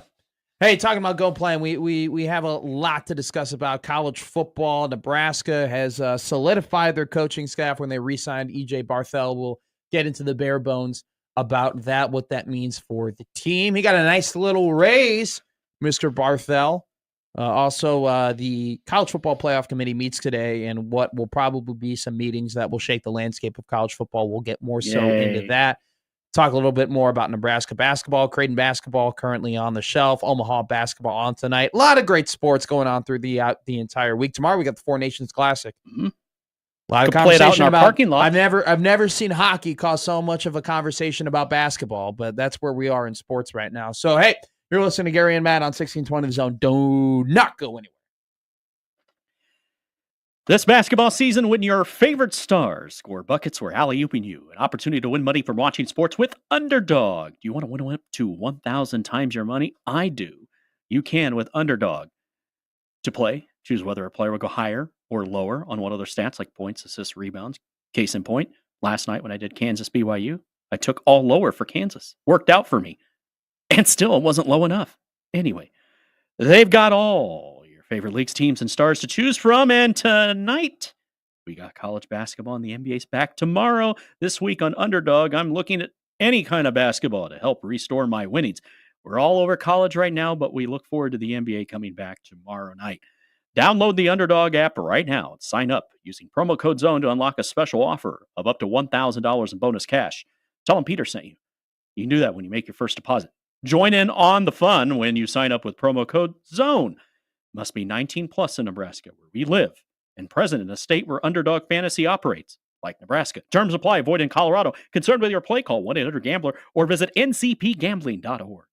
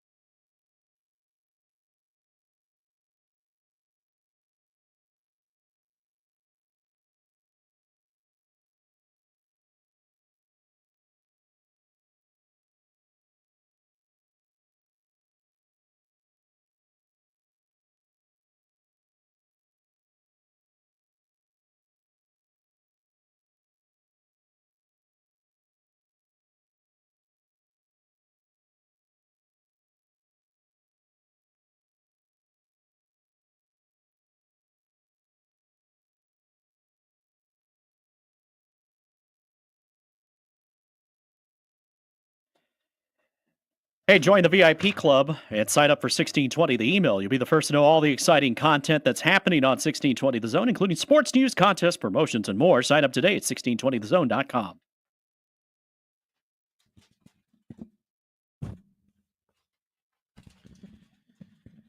We talked about it earlier. Some big upsets yesterday in college baseball. Number 12, number 13, number 18, and number 19 in college baseball all fell yesterday. Hey, I'm not telling you to start spending more money than you already are, but remember, we work in radio. If you're a fan of baseball, ESPN Plus is a pretty good investment. That's what somebody on the stream said. Thankfully, we have it, and it's true. You want warmer thoughts? Mm-hmm. Shout out Chris in the chat. Yeah, he said that. Totally agree with you. Nick Grimm was watching Hawaii baseball the other night, and I said, "Warmer thoughts." Yeah, that's nice. Yeah. No. I mean, this is a guy who's watching Australian and baseball. I mean, he's channeling his old soul. I think it's nice though when you have those mid-week college baseball games are on at 1:00. It's a great to watch. It's a great move-in for me to around the horn and pardon the interruption because that's just kind of my routine. It settles you. You're 4 to 4:30, 4:30 to 5, mm-hmm. right into the 5 o'clock edition of Sports Center. If you kind of move, you kind of gently get your way into, Kornheiser and Wilbon yelling at each other and Tony Denali having, 4 different journalists scream at each other for an hour. Just nice, calming college baseball to lead that into those segments. So look, yesterday, Nebraska football officially ended their first portion of the offseason. I think we're at the point in college football, by the way, where the offseason doesn't end until the first snap of the season. Pretty much, yes. That's all football now. It's crazy. It's become a year-round deal. Because even we've seen Mac Marraway, who came in a week before the season began. The LSU tight end who ended up tearing his ACL, who a lot of people are saying is might be a factor when he fully recovers from that injury at the tight end spot. Just something to put that out there.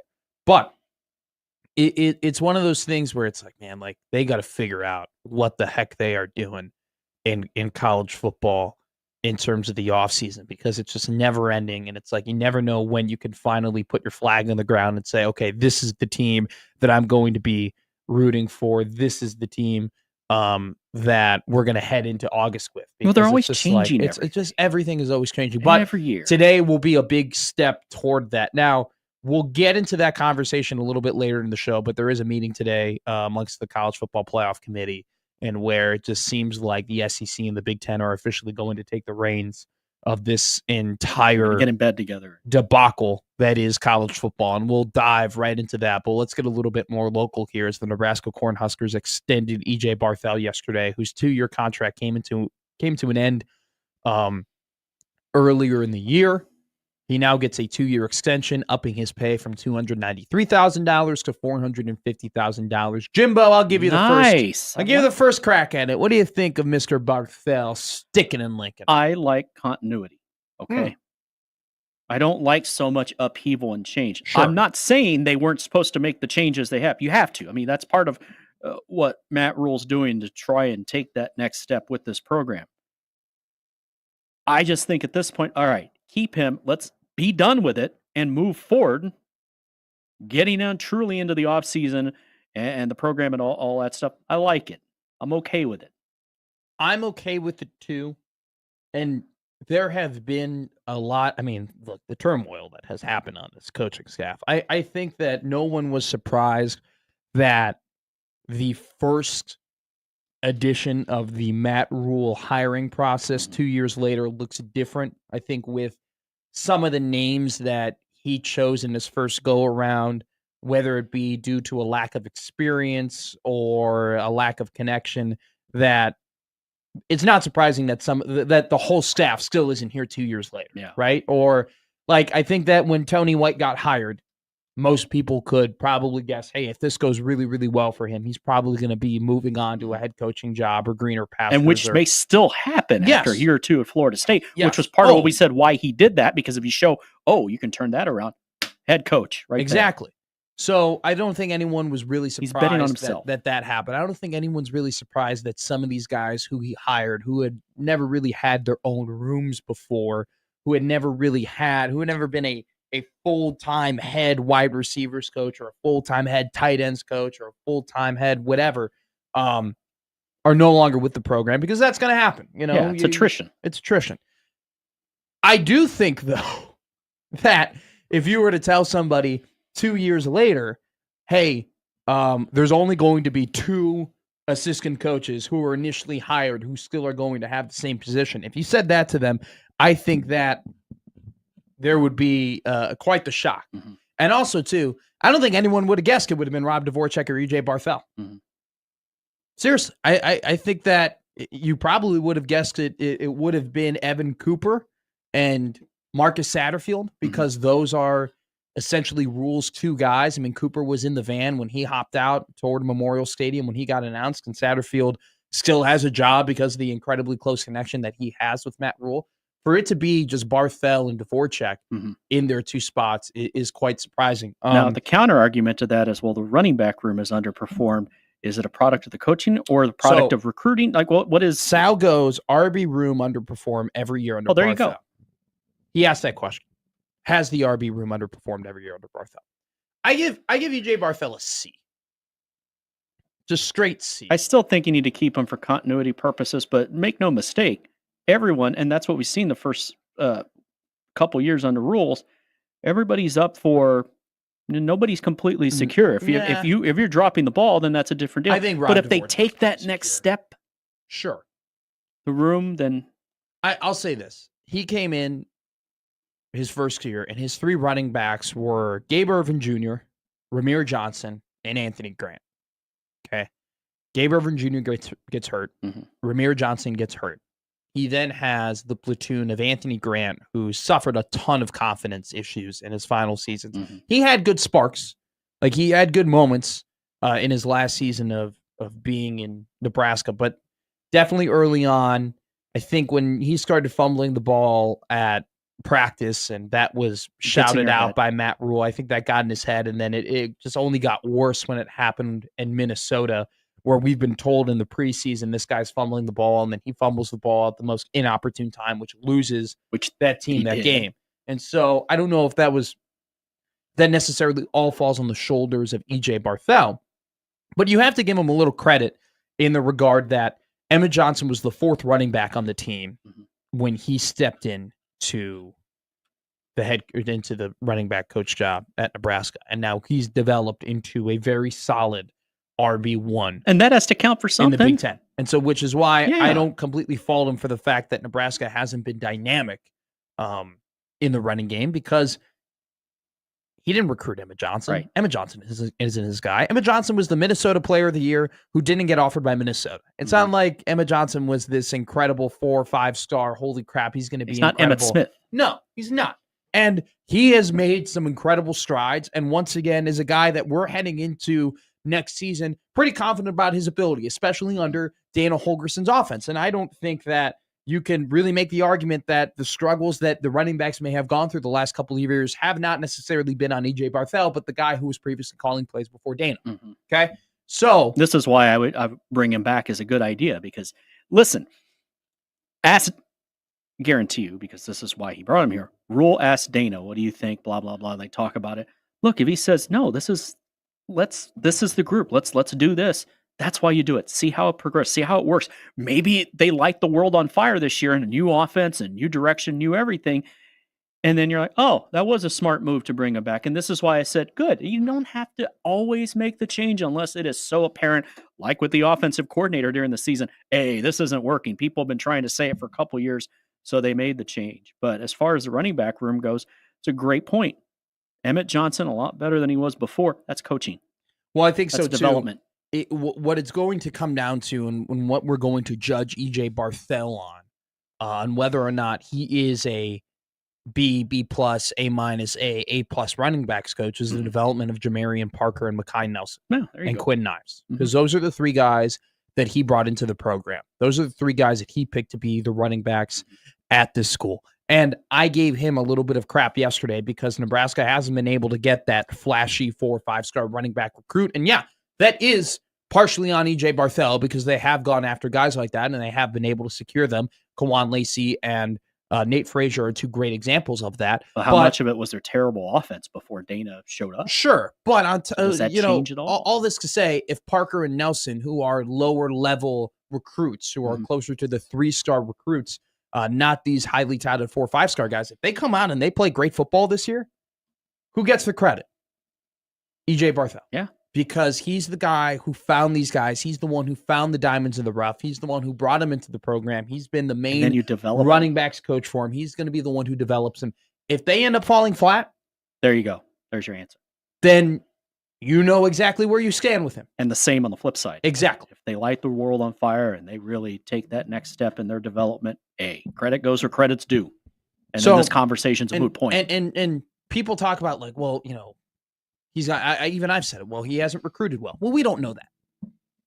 Because if Parker or Nelson and Ives end up panning out and being great, then it looks like he recruited really well. Not only did he recruit really well, he recruited incredibly because they didn't have to go out and spend the farm on going to get these 4 or 5-star guys who cost a lot of NIL money to come and play running back. Suddenly, this guy looks a lot different. Exactly. EJ Barthel, like, oh. He saved the team a lot of money getting high-level running backs and developing them, in which we look at him like, holy crap, this guy is like, he might be a future really, really good coach. Yeah.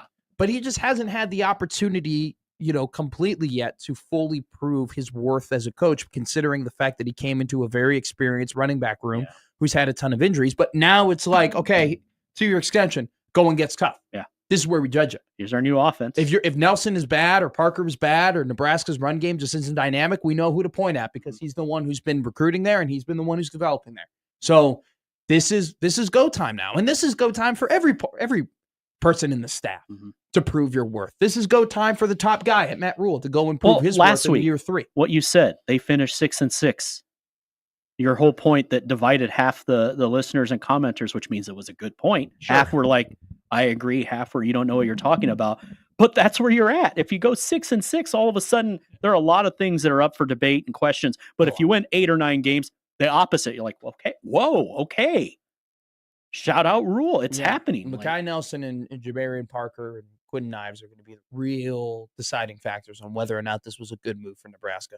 We'll talk a little bit more about the Nebraska football coaching staff. We'll kind of give your full thoughts and rundowns on where we think and how much better do we think about the staff now than we did a couple of months ago. We also got to talk about the macro college football conversation as we're moving closer and closer to NFL light. I knew everyone kind of knew this day was coming, but Pandora's out of the box. Now we're getting to the point where it's going to be done and dusted. So don't go anywhere. You're listening to Gary and Matt here on 1620 The Zone.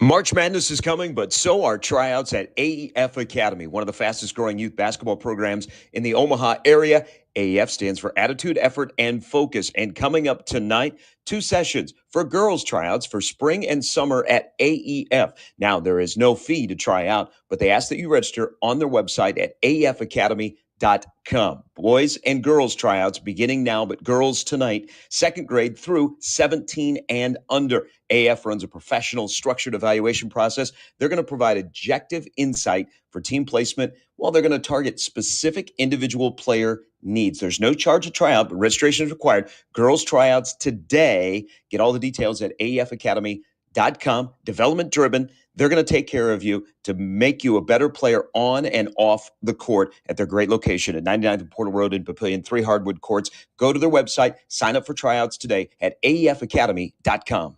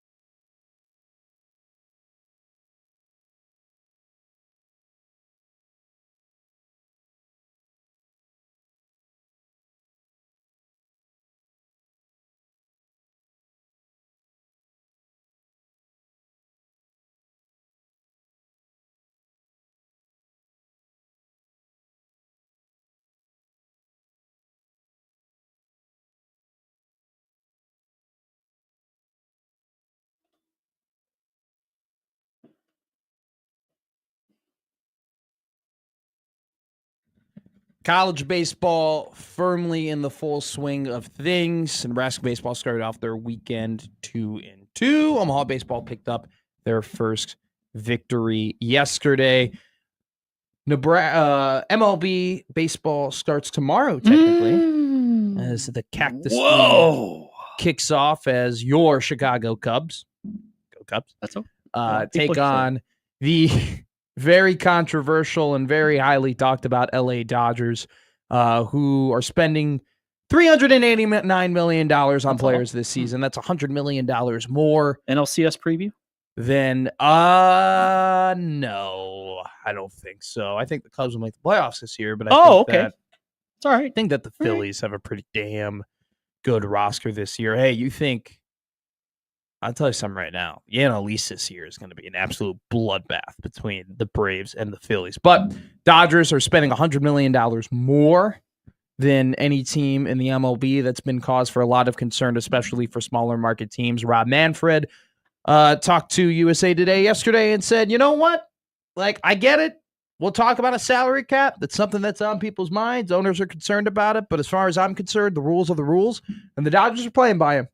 And you know what? We give a lot of crap to Rob Manfred and how he handled the Houston Astros situation a couple some odd years ago. And he handled that terribly.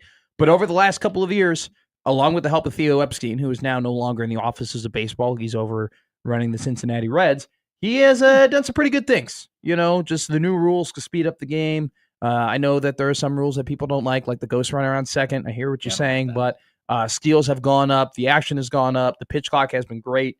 And I don't mind the pitch clock. I kind of wish there was 5 seconds more in general, just to kind of. But, sure. You know what? We're getting to the point where the game is becoming more high flying, where there's been more. You know, the balls are a little bit juiced, slightly, probably.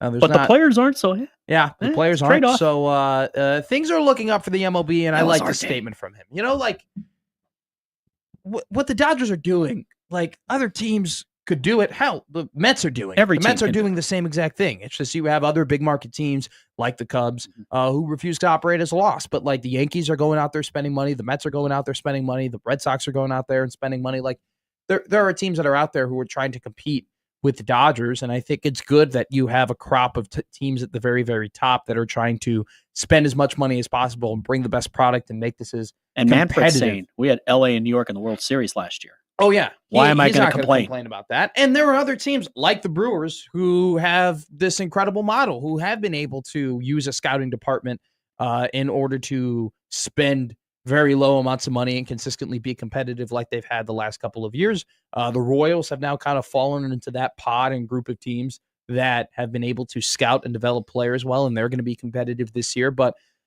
I'm all in favor of a salary cap eventually, because it is getting a little bit out of hand. But I think that like the Dodgers have they have a piece of paper in front of them and they're told this is what you can do and this is what you can't do. And they haven't done anything they can't do, and they've maximized their ability to win. And every other team would do the same if they can. So that's why I'm not a Dodgers fan or anything like that, but I get what Manfred's doing. It's one of those, I got my 2 biggest markets in the World Series last year. And I remember when they tried to start messing with this in the mid-90s, and we ended up in a strike. So it has to be done delicately. But at the same time, he doesn't want to do that because of the year. Let's see how the baseball season goes before we start blowing things up. I don't know what you want Rob Manfred to do in this situation. Disparage one of the most traditioned and highest market teams in the MLB because they're spending so much money and getting the biggest stars where the most eyes are going to be. What is he going to tell the Dodgers? Hey, I don't want Shohei to play in LA on national television. I don't want Mookie Betts, one of the greatest players of this generation. I don't want him playing in LA. Mm-hmm. Hey, you can't get Freddie Freeman, one of the greatest first basemen of all time. To be honest, I want Arizona and Texas to play another World Series. I want Shohei in Seattle. And I want Freddie Freeman in Pittsburgh, where no Sacramento. one will ever look at him. What do you come on, guys. Yeah. Let's grow up. It's good for the game. It's good for the game that the biggest stars are in the biggest places. What will be better for the game is more parity, especially from top to bottom. Yeah. Now, has parity gotten out of control yet in the MLB? No. No, it hasn't. There are still some very, very low-spending teams who consistently make the playoffs, which is why this system has continued to skate around, because there are people on the other side of the fence who are saying, hey, look at what the Cardinals have done, look what the Brewers have done, look at what these other teams that don't have big payrolls. Hell, the Kansas City Royals won a World Series not too long ago with a very, very low payroll. I was there. I remember. The Oakland A's, over the last 20 years, for the most part, have been pretty damn good at baseball outside of the last 5. Yeah. Overall, because they've been able to scout and develop players at a high level. Okay, Even the Astros, for all their success, weren't the biggest spenders. So, I think this problem of the MLB and the LA Dodgers is a little bit overblown. Don't get me wrong. If the Dodgers are consistently spending $400 million every single year, and they don't care about taking a loss, and the gap gets bigger and bigger and bigger, and we're to the point where it's not even competitive anymore. That's a them problem. That is a problem that needs to be solved. We're not there yet, though. Not yet. I'll tell you where we're there in terms of college football. We're into go and get tough time. We're into change time. We're into shaking and moving time. Big meeting today with college football, where the Big Ten and SEC will have a lot to say. We'll talk about that coming up next on Gary and Matt.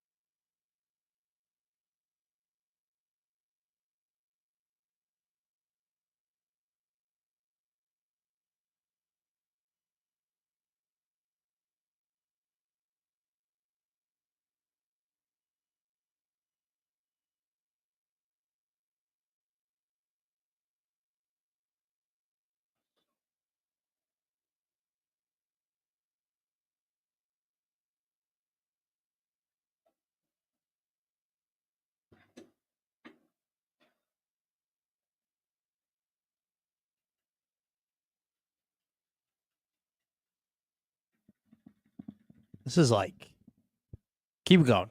Keep the song on. Little flow. I mean, this is the classic. Like in 15 years, Peter, when you and I are a little bit older, hopefully we have a partner we're married to, maybe your kid, or 1, 2, or 3 of them. Dog. When this song comes on, we'll be like, oh my God. Oh my God, are you kidding me? You guys don't even. You guys will love. You would love to know the days where the club couldn't handle me. Yeah, all right. I mean, you two will start dancing and we'll throw out your back doing something. I imagine your generation's Baby Got Back is my generation's Club Can't Handle me. I already feel like I threw out my back shoveling, so that's not a good sign for my later. Are you in the house? You a house man? I do. Wow. And I am unfortunately responsible for a lot of public sidewalk.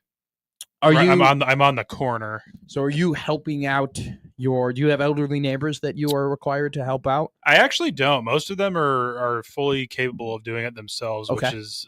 which is nice. I do help my mom out. She has a bit of a bigger driveway, so she needs a little assistance. Yeah, I love living in an apartment. Yeah, I mean, it's nice when they do that stuff for you. It's also nice? What? When it's 60 degrees and sunny and none of this matters. Yeah. Well, we're getting there. I've had a cigar that I was gifted from a listener of the show. He knows who he is. Shout out him. He's the best. I've just been waiting, man. I've been waiting to pull that. Oh my God, I am dying for next week when it becomes 60. I can go up. We got a nice little rooftop where I'm at. Oh hell yes! There you go. That'll be some prime. Go up to that rooftop, taking the sights of your new home. I'll have to buy a cutter though. I got to buy a little cigar cutter, so that's on the docket of things to purchase. That and AAA batteries. It's gonna be a really, really weird Target trip for your boy in the next couple of days. I also have to get a table and more Keurig pods. There's a lot I have a lot of affairs to get in order, but not an affair. But I have a lot of affairs to settle. Some people who have a lot of affairs to settle today is the Big Ten and the SEC. Today there will be a meeting amongst the power brokers of the big power chair of the Big Ten and the SEC today, before there is a college football playoff meeting amongst representatives of all conferences involved in the 12-team field and the decision-making. But the Big Ten and the SEC meeting will happen today, as it was confirmed a couple of days ago, that those two conferences are going to have major power in deciding the upcoming college football playoff format in 2026. Like you didn't see it coming. So, to tell you from what I've read, there's going to be athletic directors from every single school within the Big Ten and the SEC talking today, discussing with one another, according to this ESPN article, about what are the parameters that they want to push through for the future college football playoff format. Now, it is something very important to know here is that next year's college football playoff format will be kind of decided on by the entire group of college football of the Big Ten, the ACC, for now, the Pac-12, so on and so forth. But 2026 is when you guys are out. Is when the SEC and the Big Ten put their big boy pants on and say, okay, this is, some of the things that we're going to do. And they have to get everybody to kind of come along in regards to that. Things that have been discussed amongst the Big Ten and the SEC. 4 automatic bids for each league. 4 from the Big Ten, 4 from the SEC. Another thing then has been revealed in this ESPN article that one Big Ten, anonymous Big Ten source said it for sure will be 14 teams in the expanded playoff. So 8 automatic bids. 14. Another Big Ten source is we're going to have to figure out if it's 14 or 16. If they were to go to a 14-team model, it would be the first 2 teams get buys, and the 12 16. teams play. You get the field down to 8, then to 4, then to 2, then you have know. your national champion. The number 1 and number 2 seeds are simply just going to be the first team in the SEC and the first team in the Big Ten. Yeah. Okay. So there you go. Yeah. I mean, it's kind of like now already. This is the beginning of the end. Sadly. I think that over the last 5 years, if you have been listening to a lot of college football radio, that at some I'd even say point 15. your favorite radio host or someone that you've listened to has very calmly, very quietly, myself included, at my former employers, have said, yeah, we're going to get to an SEC, Big Ten, AFC, NFC. Yeah.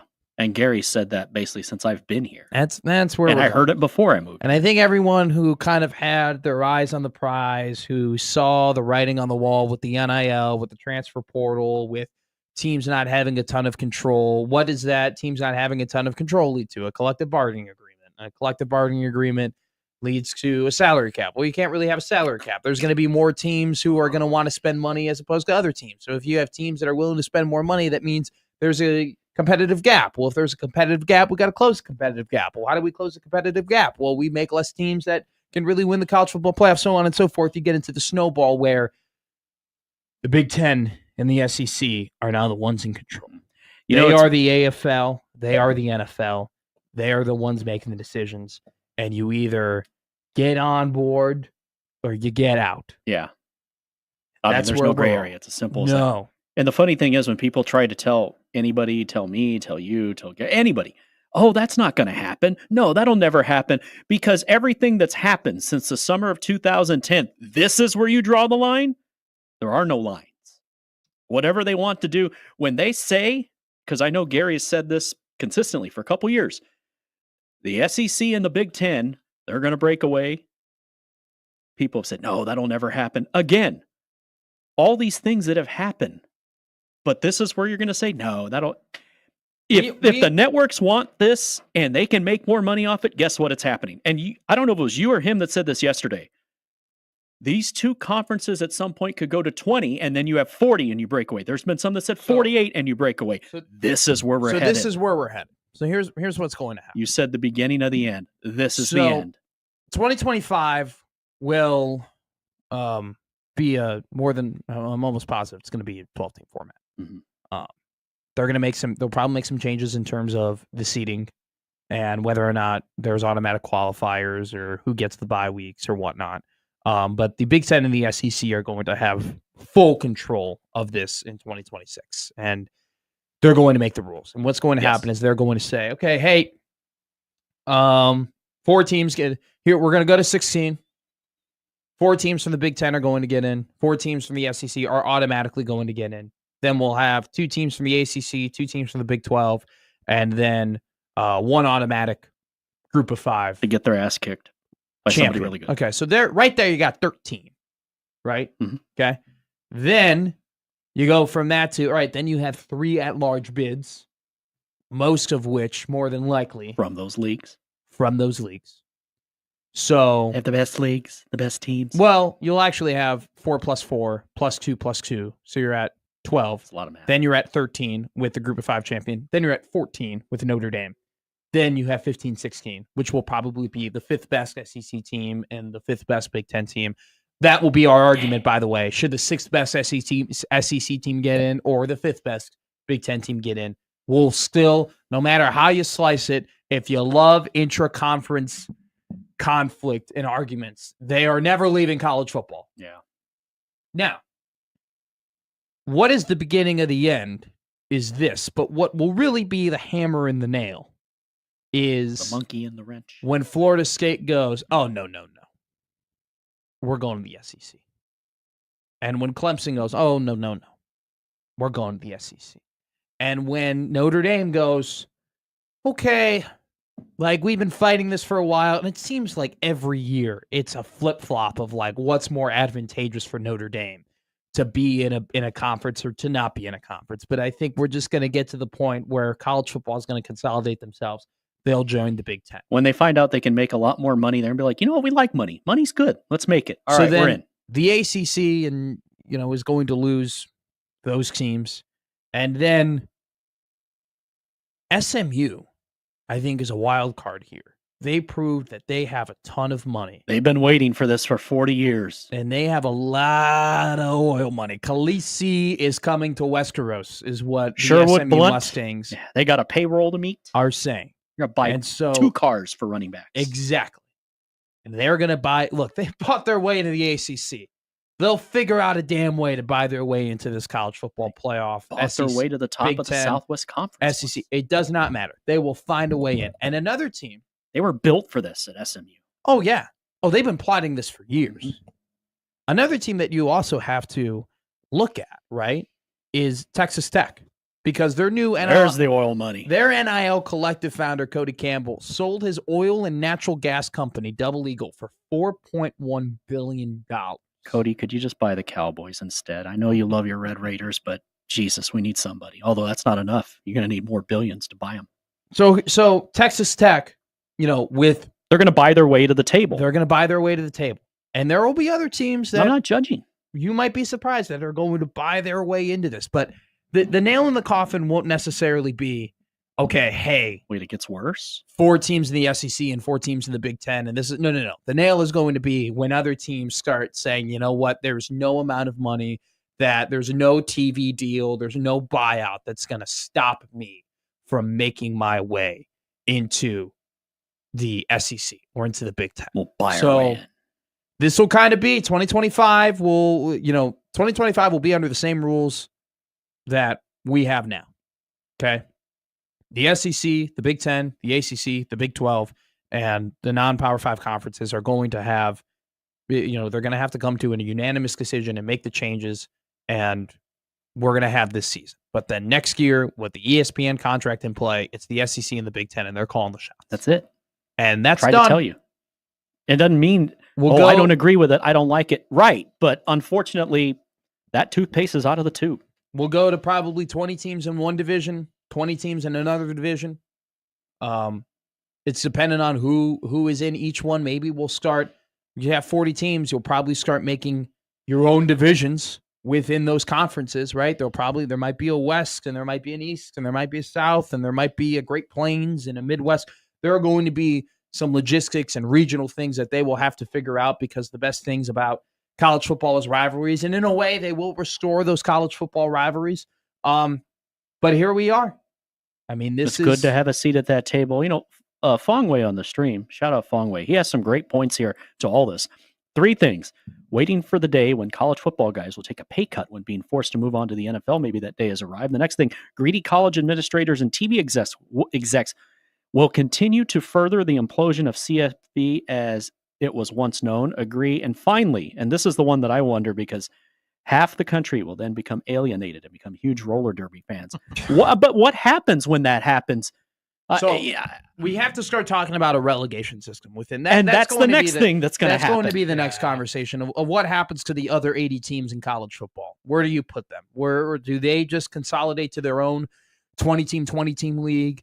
And then go back to a regional league. Then the third tier is, okay, the rest that's remaining, and then you start adding teams and losing teams. But then, it's going to be hard for teams to agree to a relegation system, because there will be programs that are like, man, like, we put in so much money and we put in so much resource and we bring so much ratings and viewers and cash to the table that it shouldn't matter whether or not we play well or we don't play well. What if our whole team gets injured and we fall to the bottom? What if, that's not good for our program? We shouldn't be punished for one bad season. And they'll say they don't care.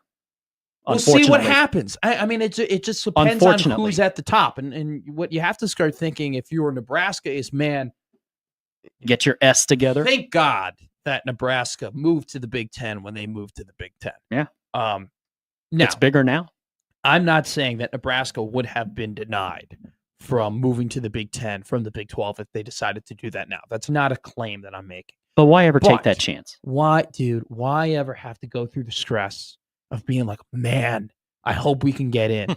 Because that's what Clemson's going through. Clemson a couple years was the new dynasty. Mm-hmm. I mean, they were an absolute powerhouse with Dabo and Deshaun Watson. And they're barely hanging on now. And now they made the college football playoff, so, credit to them. Or they, they're still good, but you could see them falling back to 8 or 7 wins. I mean, but they are now on the outside, firmly on the outside looking in, with a major hurdle to climb in order to get back into this conversation of even being relevant in college football, even being to be at the big board table. We're talking about one of the best college football programs of the last decade is now saying, man, we are really hindered against when it comes to competing for a national title because of where we stand in the national picture. And you could be saying the same about Florida State. And the same about Miami. there. The same exact thing. And now you have other teams in SMU and Texas Tech who, funny enough, they might be feeling the best out of all 5 of those teams because they know that they got big boy oil money that can just buy their way into them. But you are... And there are other oil people in West Texas that are ready to kick in. You're sitting there and you're thinking, if you're a Nebraska fan, or if you're Troy Dannon, you're looking at all the running around and panic that's going around the country. You're thinking, man, thank God we moved when we did. Thank God I don't have to deal with this headache. Thank God I don't have to barter and negotiate and try and buy my way out of this. Thank God that, you know what, Nebraska not only has, look, they have not won. That is not news to anybody, right? They have not done what they needed to do on the field.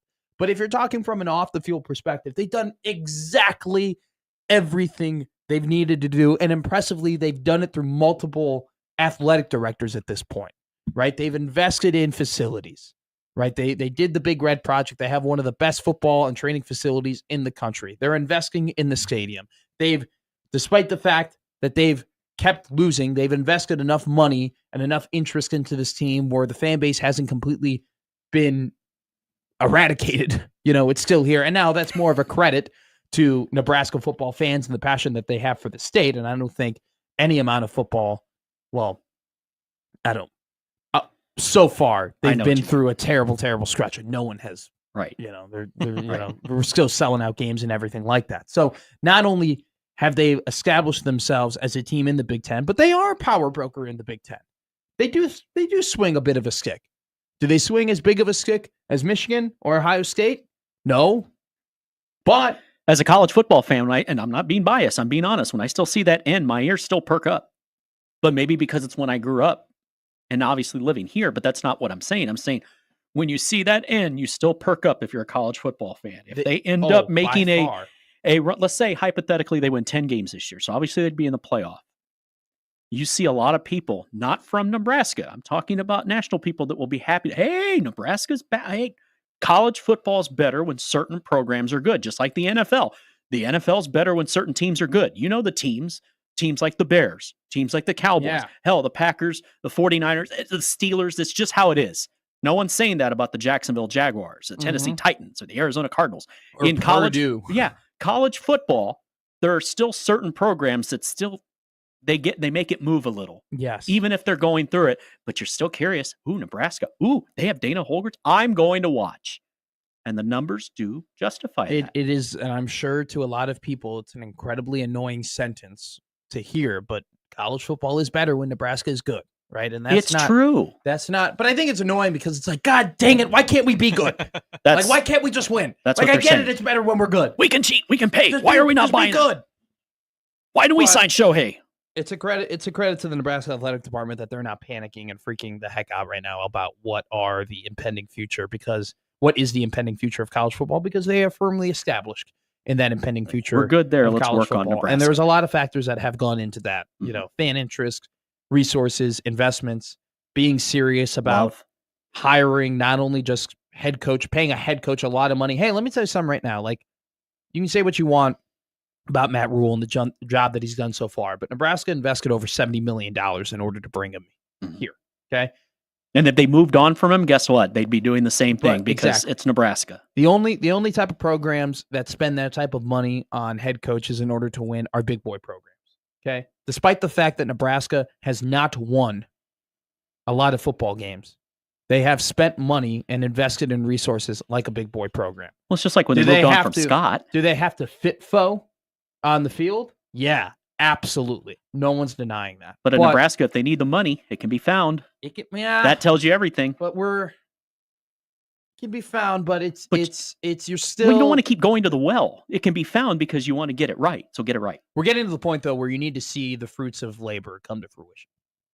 Where these donors who've sent a lot of money in order to I'm helping you now. Help me build this athletic department is like, all right, like I'm literally doing this just so I can cheer really, really loudly, and I've had a ton of pride in my team on Saturday. I will give you more, but you got to give me something. Like, isn't that crazy from a donor perspective? Like, that's why these guys give millions, guys and gals give millions and millions of dollars because they want to have fun, just so they can have fun and be happy on Saturdays. That's where we have to be right now for these donors, because I think that sometimes fans look at donors is like, yeah, they're just a big rich guy who likes football, but they need to be rewarded to at an some extent, point. but they didn't get to be rich by just throwing money out the window. Oh, yeah, they are businessmen and businesswomen, and they are donating this. You say to have ROI, feelings. they know what you mean. We're getting to a point where I very rarely will hear anybody say, I feel bad for the big donors, but at some point, Nebraska football has to give them the feeling that they've been so hankering for a while, and that we've been so hankering for a while. Hankering. But I do like that word. in the macro view of everything, they've done exactly everything they need to do to put themselves in the right position in college football. Yeah. And these rules and these changes of 4 automatic bids for the Big Ten are only going to go and benefit teams like Nebraska. Mm-hmm. So while college football is changing, and while it is different than the good old days and the glory days of everything that we fell in love with in the past. They were fun.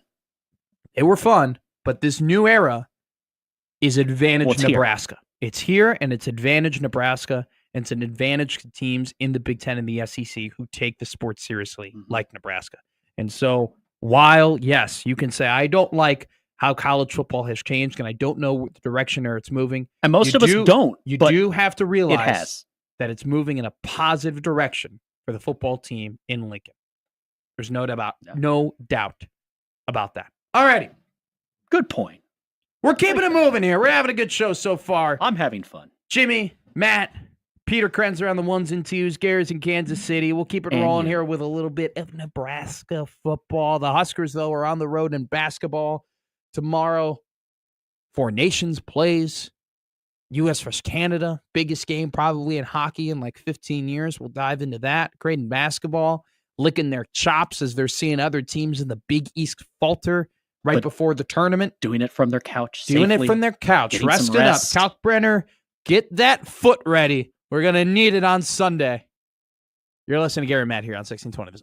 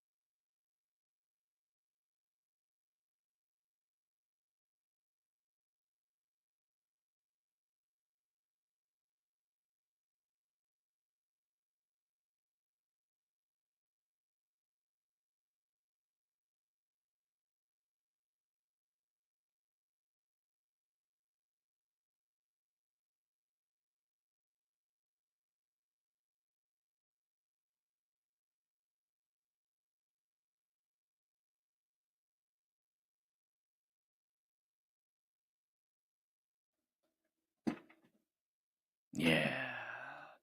Backlot Tap House, Omaha's place for the best Detroit-style pizza. 30 beers on tap.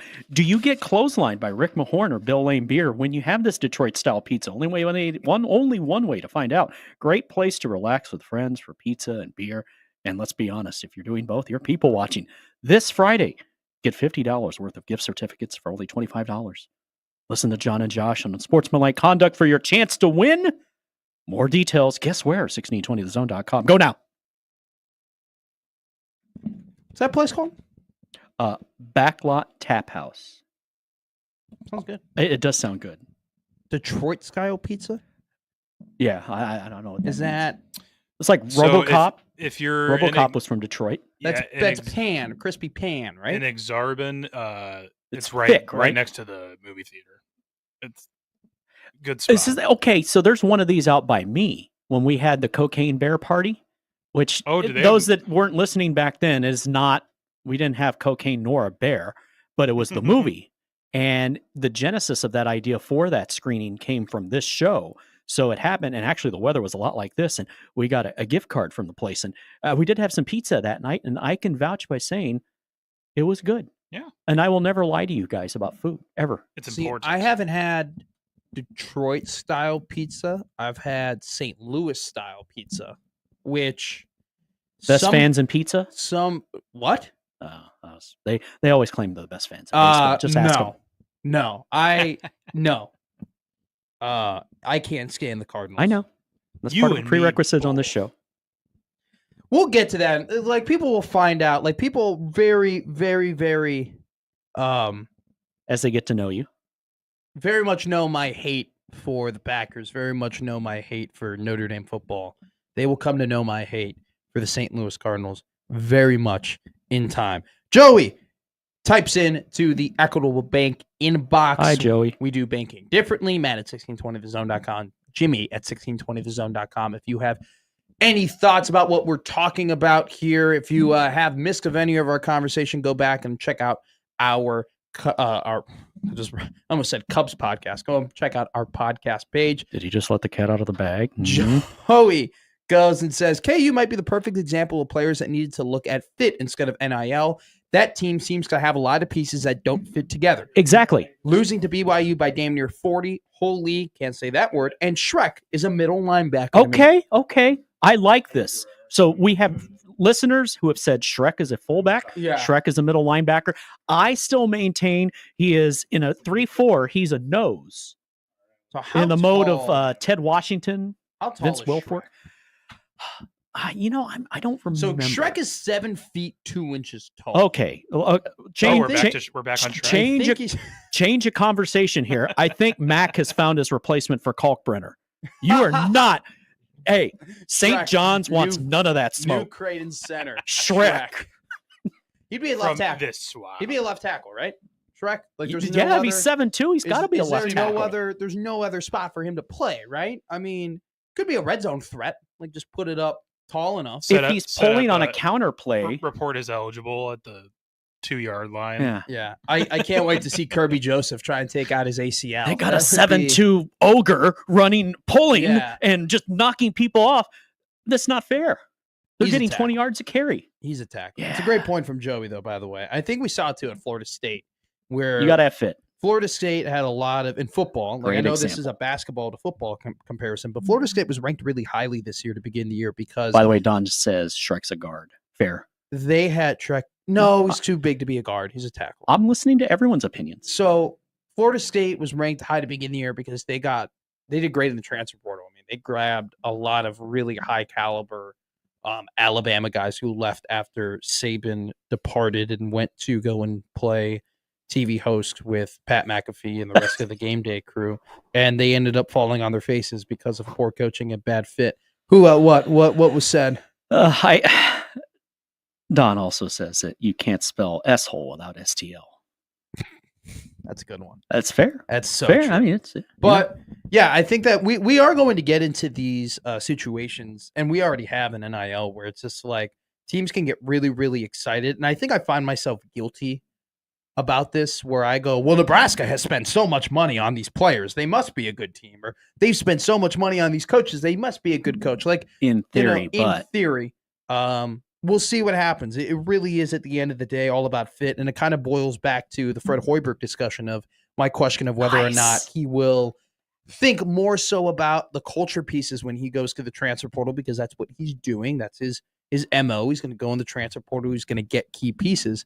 I don't think, though, if we were to have a conversation with Fred, he would definitely say, well, Matt, I already do think about the culture fit, but it's more so about after, they went on that skid because it just seemed like they didn't really like each other as a team. And Fred will say Shrek's the center. It took a lot of really good coaching and a lot of rah-rah shish kumbah to get them back on the same boat. But, I mean, Fred Hoiberg, along with Mac, has done some of his best coaching this year because of the challenges that they've faced. And some of them have been self-conflicted with the construction of their roster. But that's their others job. have not been self-conflicted with their injuries as well. Figure out how the pieces fit. And Mac's done that beautifully. And right below him, Fred has been able to right this ship. But it'll be interesting how I just find it so interesting across all sports how it's a year-by-year basis now in this NIL era, right? You're learning from your mistakes each and every single year to try and get yourself better to where you want to go. And there are some coaches who have done that in stride.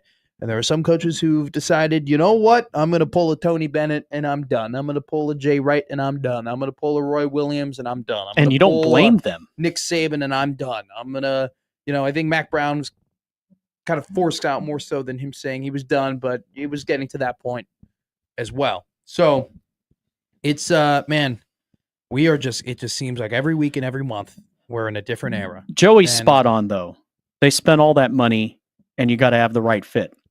We were talking about the Dodgers earlier. If the Dodgers, they spent what, $400 million? That what you said? If they all 389, $389. Sorry. 500 but I think their poverty payroll program is technically less because they're not paying Shohei that much, if I'm not mistaken. But technically, the amount of money that will eventually go to all those players is $300. They still have the same payrolls, the Twins. But if they all hate each other, my point is none of that matters. Sure. And if you spend $39 million and they all like each other, yes, some talent may not be the same, but you at least have a team, and that's the main thing. TEAM. Kansas is none of those things. We'll go to Andrew on the line. Andrew, how you doing, my man? Good. How you doing, boys? Hi, Andrew. Good. It's good to hear from you. I thought are you calling in about Creighton? What are you calling in to talk about, Drew? I always enjoy our combos. I was a little under the weather, so. Oh, dang. We're all under the weather, trust me. Influenza A, influenza B, influenza. I don't want to get out of bed. I would say Shrek would be a point guard because he could post the small guard better. Oh, he would destroy the defense there. I see what you mean. Coming from a guy who roots for a team with Steven Ashworth as their point guard. That's why he wants Shrek. He wants something different next year. It's going to look different next year, that's for sure. Oh, you're telling me. But I will tell you, you can have all this team chemistry and stuff, but one thing that's forgotten nowadays in college basketball is IQ, basketball IQ. It's a great point. Mm-hmm. It is, and if you compare the two teams, I don't think Nebraska's always had it.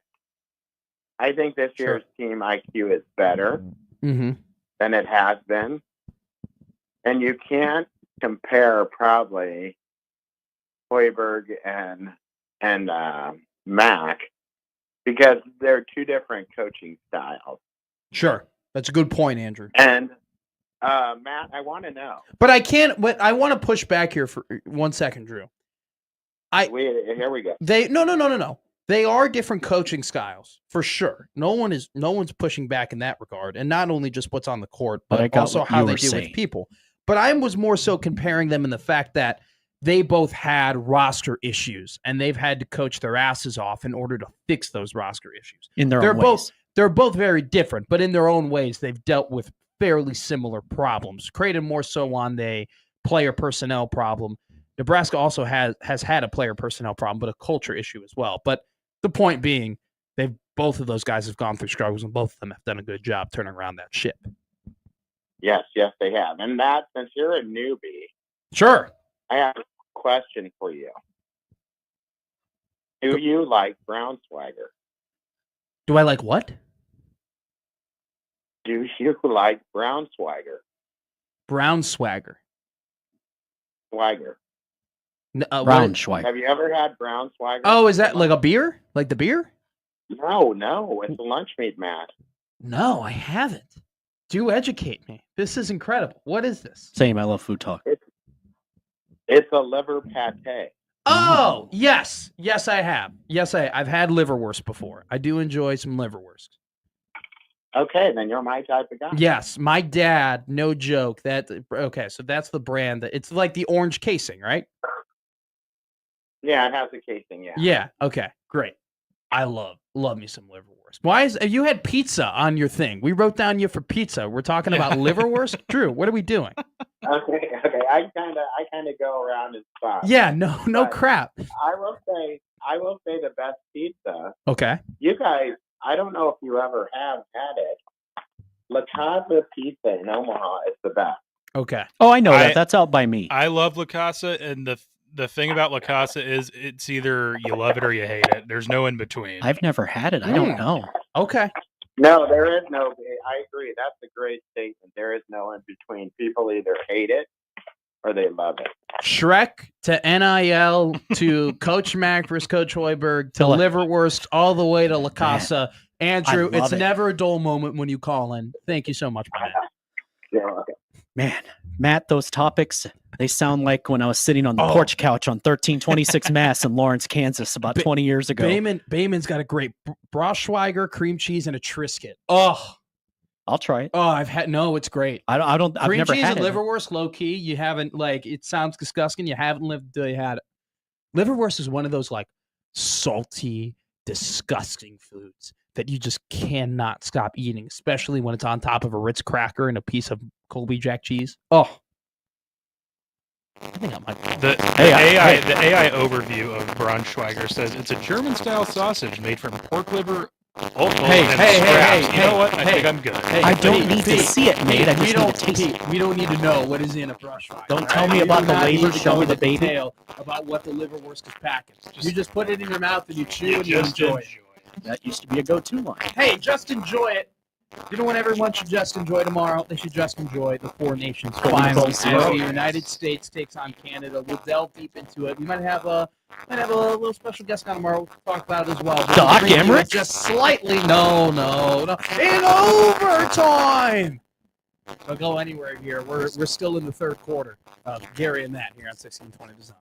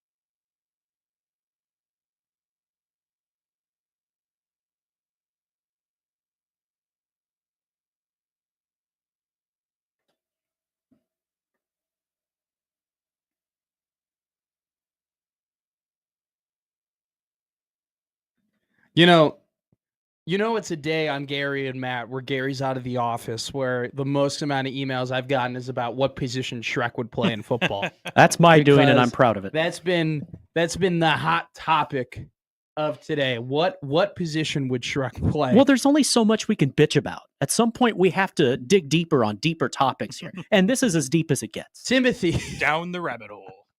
Timothy types in, I first want to say this, man. This is a great, detailed interview. I have seen Shrek listed at 7'2" and weighing 450 pounds. You have to put him at nose tackle on defense and center on offense. Mm-hmm. Charles Woodson and Travis Hunter. Eat your heart out. This cat is walking out of the building with the Maxwell, Remington, Disney Spirit Award, Nagurski, Outland, Walter Camp, Bednarik, and the Heisman. John, along those lines, because my email just refreshed, and I got the one from TC. Shout out TC.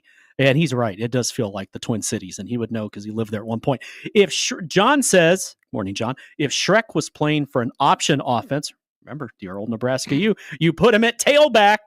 Are you going to come up and hit him when he's coming around the corner? The answer is no.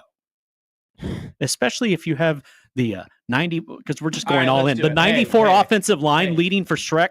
Hey, Pete, let's go. Let's do the poll. I know we already did one today. All right, we're making an exception. We're doing it. Let's doing a poll. All right. So what have we decided as the 4 positions for Shrek? Like, what are? You gotta pick a couple offensive tackle. So offensive tackle. Okay. And throw fullback in there because remember it's Nebraska. Yes, we have to do a fullback, and we named him too. And then let's put linebacker. Okay. And a nose tackle. All right. Because I don't think he's a guard. He's too big to be a guard. Can't be a tight end because he would get his ACLs torn. Offensive tackle, fullback, and then what were the other 2? Nose and linebacker. Yeah. Nose and okay.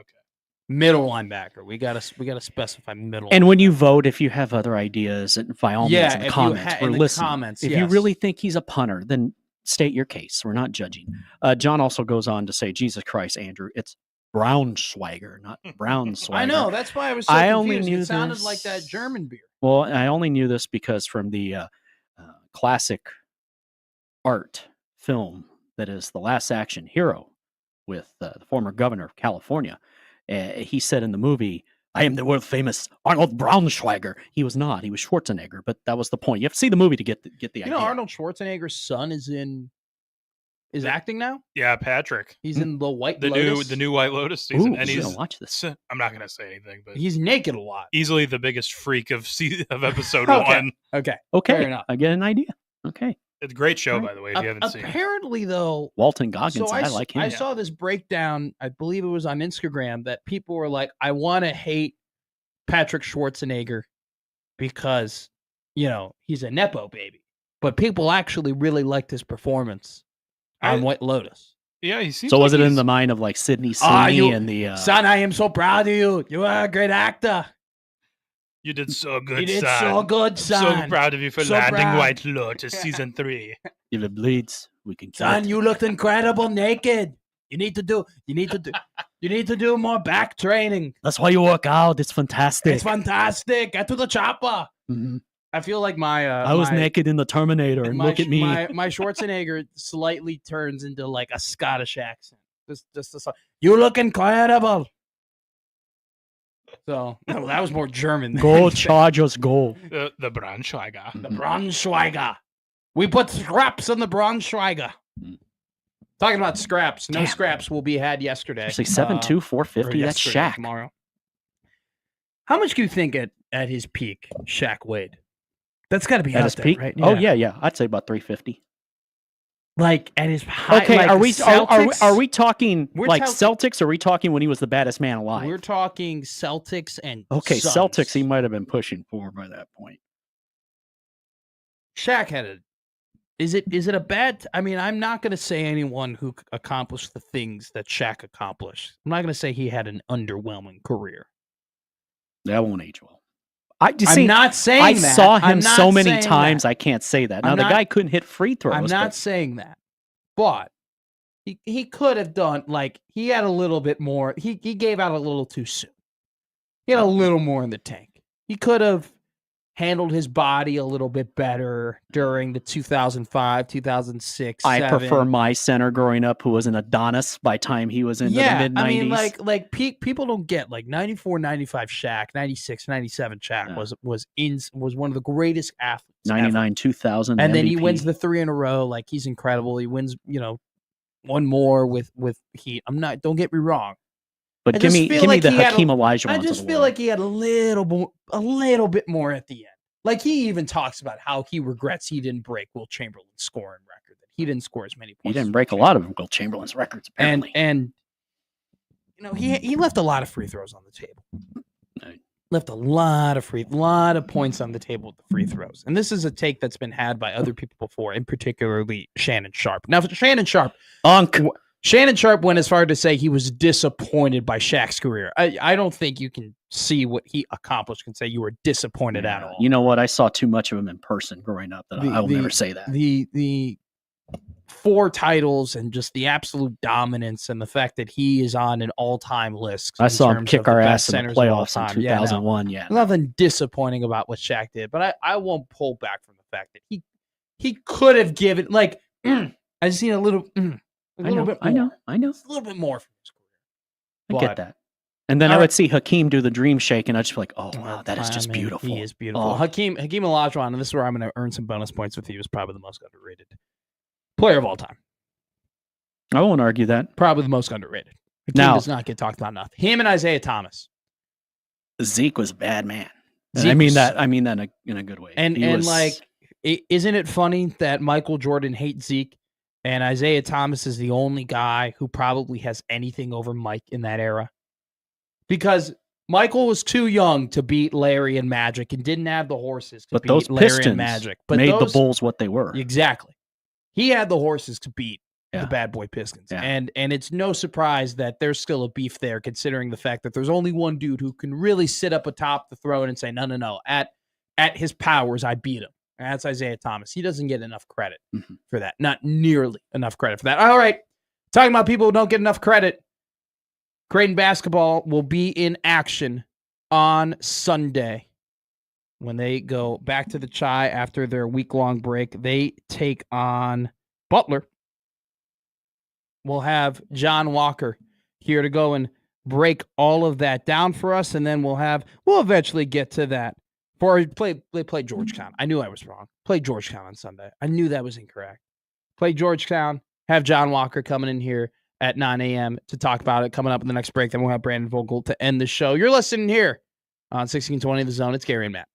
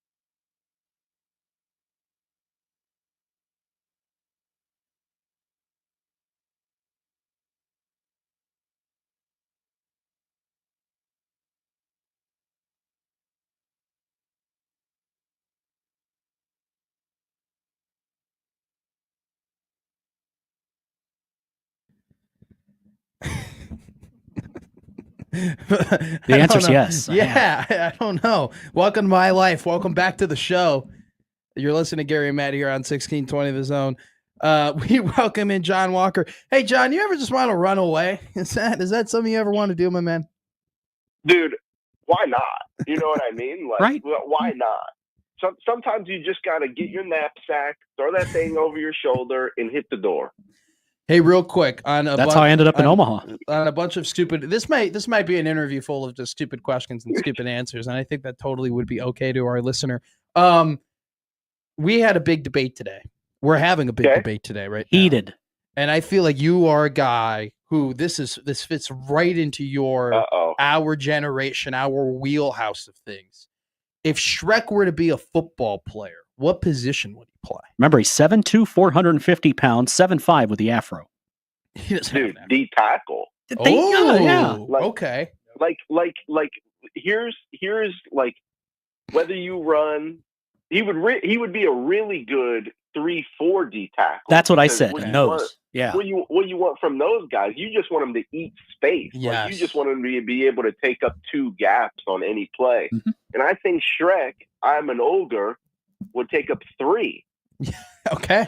So, yeah, you could really, essentially, Shrek is just 2 guys on your D line acting as one. So he's Gilbert Brown with the Packers. You now can be more athletic on the back end, is what you're telling me, Mr. Warner. Yes, exactly. Wow, look at that. Look at football mind John Walker really breaking down the X's and O's here on whether or not a fictional character could be great at football. This is how you stop the Chiefs. Oh, big time. That's how. You would think that. Jalen Carter and no need to blitz. Jordan Davis. I'm pretty sure they already have Shrek on their D line. All right, John. Pretty big game coming up. It's safe to say, right, for Creighton, we're just in the don't F up mode of the end of the season, right? Absolutely. I was talking to my boss, Sam McEwen, yesterday. Shout out, Sam. And he was just kind of asking how I thought the rest of the season was going to play out. And I said, if they do not go at the worst, if they don't go 4-1, that's like not alarming, obviously, because this team's still going to make the tournament. But there's no reason they shouldn't go at least 4-1, if not 5-0. With the only possible blemish in my mind being that road trip to Cincy to play Xavier. Yeah. But somebody asked me, can they get up to a 6 seed? And I don't know. That question is solely hingent upon what they do in the Big East tournament. Yeah. Because none of the remaining 5 regular season games are going to move the needle that much. A home win over Georgetown, a home win over DePaul, a road win at Seton Hall, and a home win over Butler.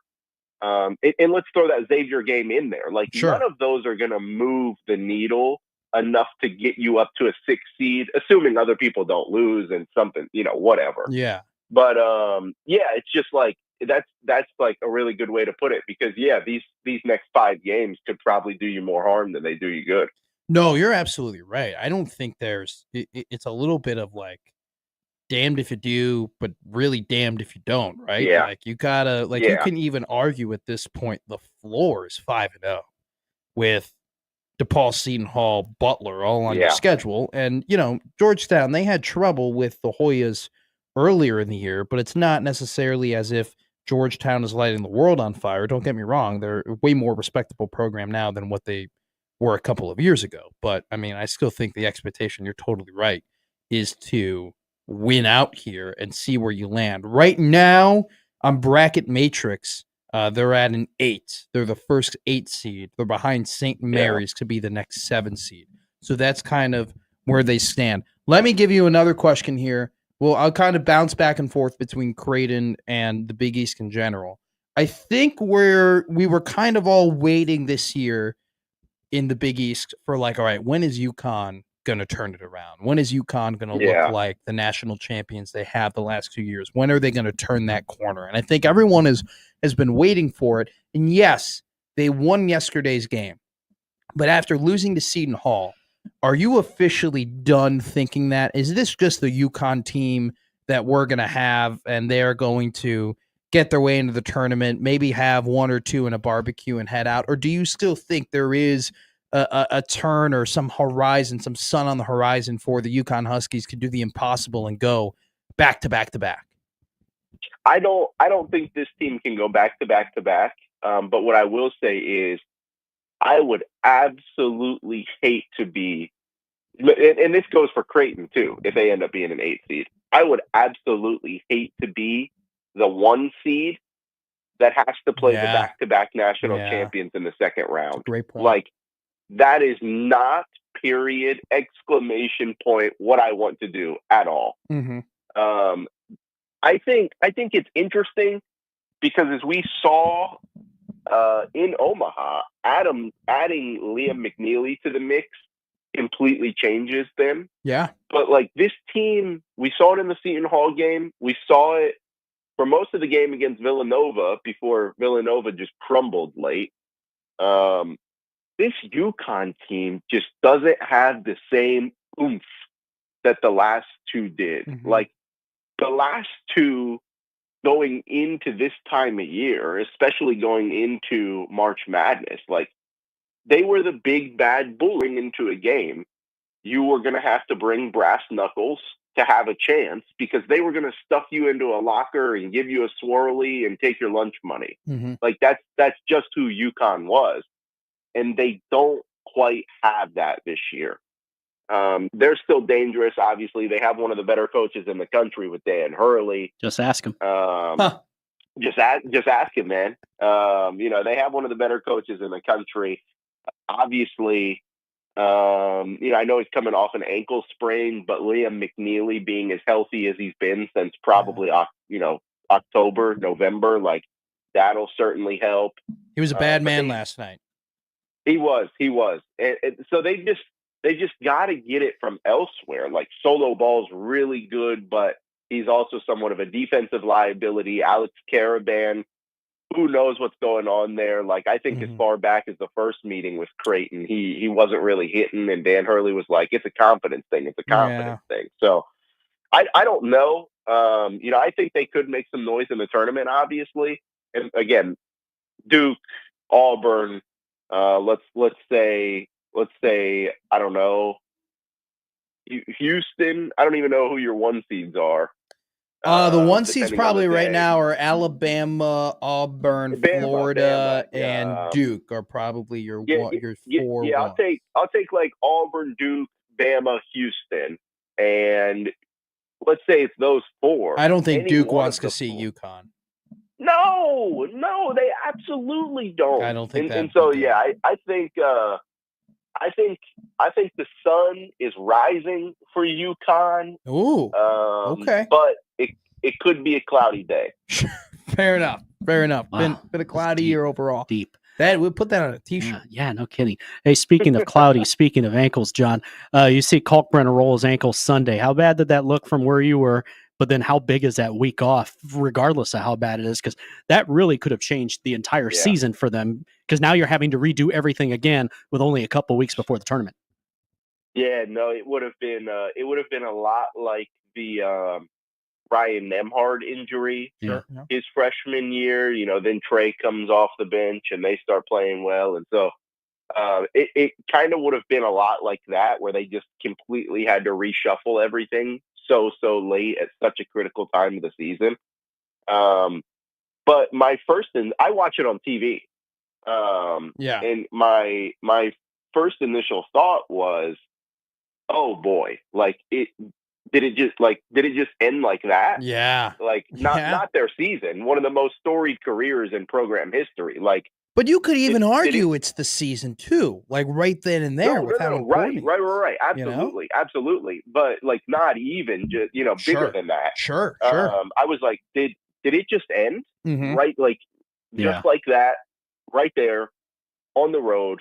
Like, did it just end? Yeah. And we're still not sure what it was. We haven't talked to them yet. I don't know if it's an ankle or a foot, because initially, guys, it looked like he, after let out a few expletives, was grabbing his foot. Mm-hmm.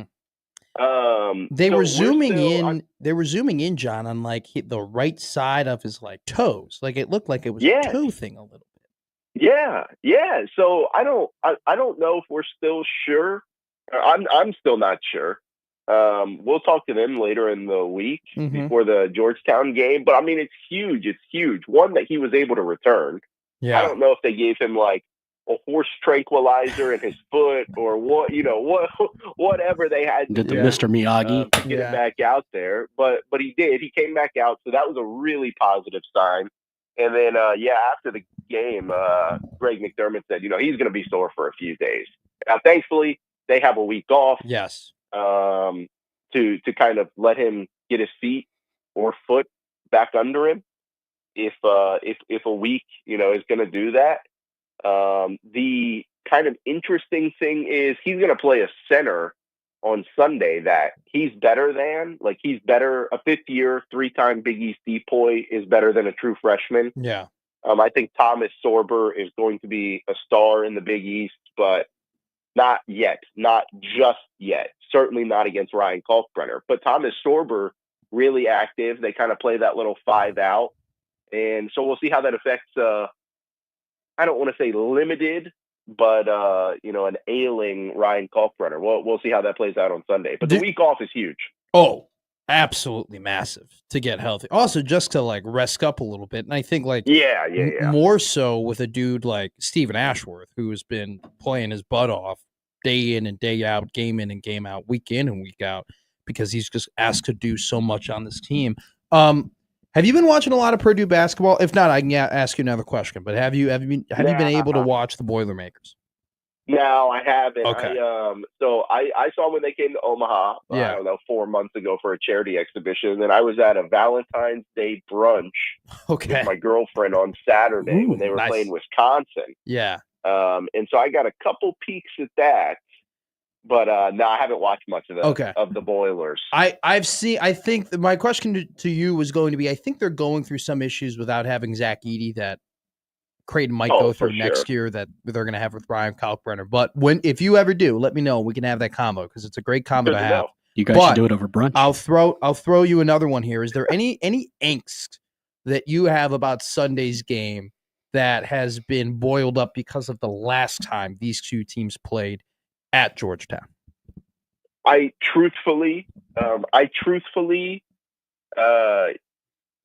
thinking about this Sunday, I do not regard that first meeting whatsoever. Okay. Why is that? Only because that was Creighton's third game without Pop Isaacs. Bama had kind of shown it a little bit, like they got by against UNLV. But Bama showed it a little bit that if you just relentlessly hounded Stephen Ashworth and Jemiah, because Jemiah hadn't really settled in yet, they were like, if we just plaster those two, who else is going to initiate offense for them? The answer was nobody at that point. Yeah. Because, again, they were still trying to figure out how to live life without their I think at the time that he got hurt, Pop Isaacs had the highest usage rate on the team. He was just initiating that much offense, as was Stephen Ashworth. He wasn't far behind, but when you take that much usage, that much ball handling, and really shift it all onto one person, it made it easy for Georgetown, a really press heavy, really physical, really relentless defense, to kind of make that night a living hell. Really, I mean, Creighton hung in that game for the first half.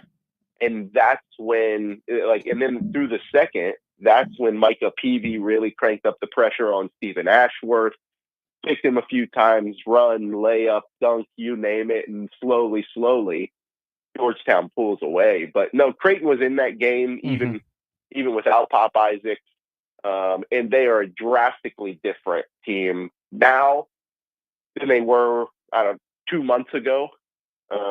I don't have to tell you guys that for you to know it. Yeah. So no, I think it'll be way different on Sunday than it was in December. Good to know. I like that. We're talking about John Walker of the Omaha World Herald. And John, Here's something that I feel like not many people talk about, but I'm watching the game Sunday, and we always talk about Kalkbrenner, we talk about Ashworth. I get that, but I really enjoyed watching Neal and Green emerge with this team, and I don't think it's a coincidence that they started playing better as they got more comfortable in their roles. Would you agree?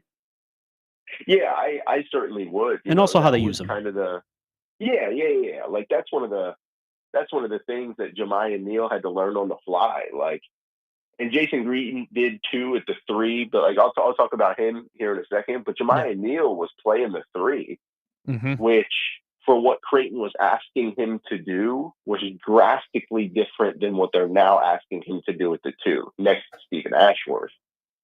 So you combine that kind of mid-season role change coupled with, we saw last year with Stephen Ashworth, and we've seen it in the past, how long it takes for these first-year guys to pick up Creighton's system. It was just not a good recipe. No. And Jemiah Neal kind of weathered that. He's talked about it a lot. Greg McDermott's talked about it a lot, and he's obviously figured things out now. Yeah. But yeah, that was huge. I don't have it pulled up in front of me right now, but the numbers say that when Jemiah Neal is playing his best, Creighton is. Oh, we don't need numbers for that, John. I think if you've been watching this team, if he goes, they go. I mean, that's kind of how it's been. Yes, because you kind of know what you're going to get from Steven and Ryan, and then if you can get a third weapon, third option to contribute there, then they're dangerous. And if teams we saw against UConn in stores, if teams are going to try and take away Steven and Ryan, well, then Jemiah's going to make them pay for it because he's that comfortable in the system now. With Jason Green, I wrote a big story on him preseason that was like he was prepared to do whatever this team needed him to do. And he put the work in, and he was ready for that.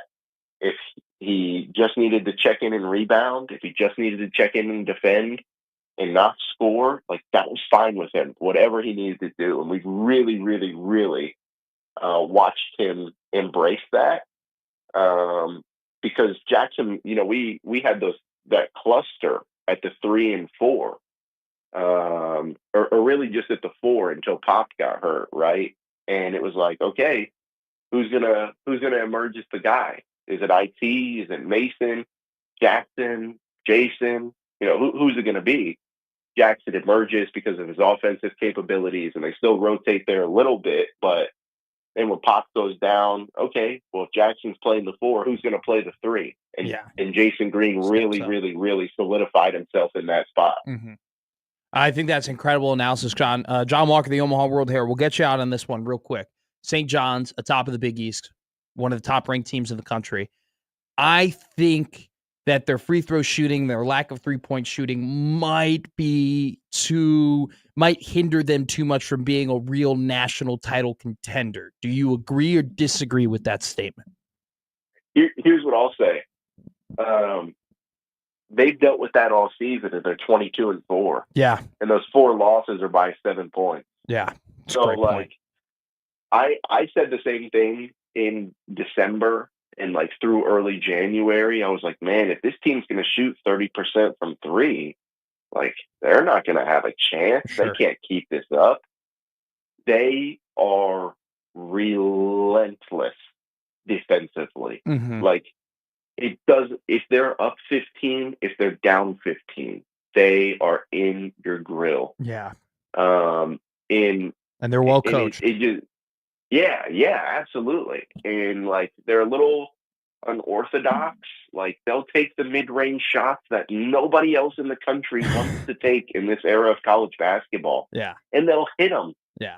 And then, as we saw Sunday, like then Creighton, a team like Creighton has to pull their center up to take away those mid-range looks. Okay, well then here's a back cut to the rim. Like they're so dangerous without hitting threes, with being poor from the free throw line, that they don't really have to worry about that. They know going into the Big East tournament, going into an NCAA tournament game, okay, we're going to defend. Like we're going to get the 50-50 balls.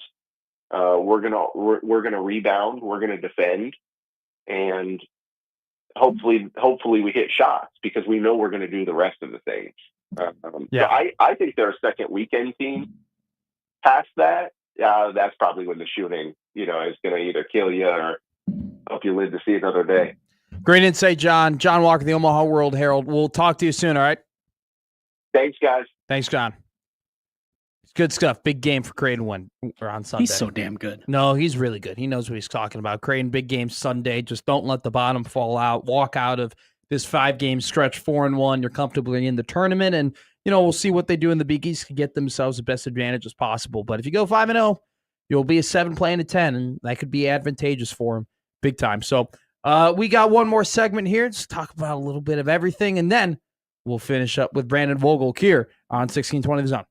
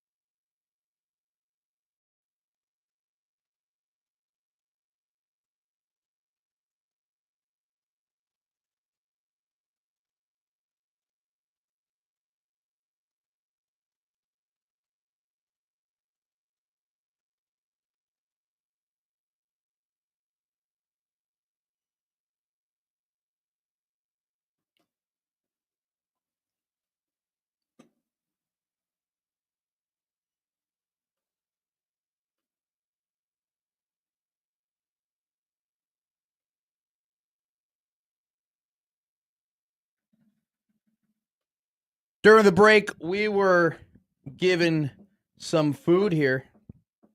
We are eating Italian runzas. I don't think we'll be eating them on camera because that might be one of the more disgusting things to do while people listen to us. But the listeners and viewers don't want that? If you're listening on AM radio, it doesn't matter. Hey, look, the customer favorite Italian runzas back. Ground beef, Italian sausage, black olive, savory marinara, and mozzarella cheese. For a very limited time, Runza makes it all better. It's in stores from February 14th to the 28th. Go now. Go like right now. Now. They're really good. Seriously. I'll eat in front of camera right now to be disgusting. Yeah. I haven't dipped this in ranch yet, though. But it looks pretty good. Oh, yeah. I can provide a cross section of there you go. Look at that. It's like a blimp. Yeah.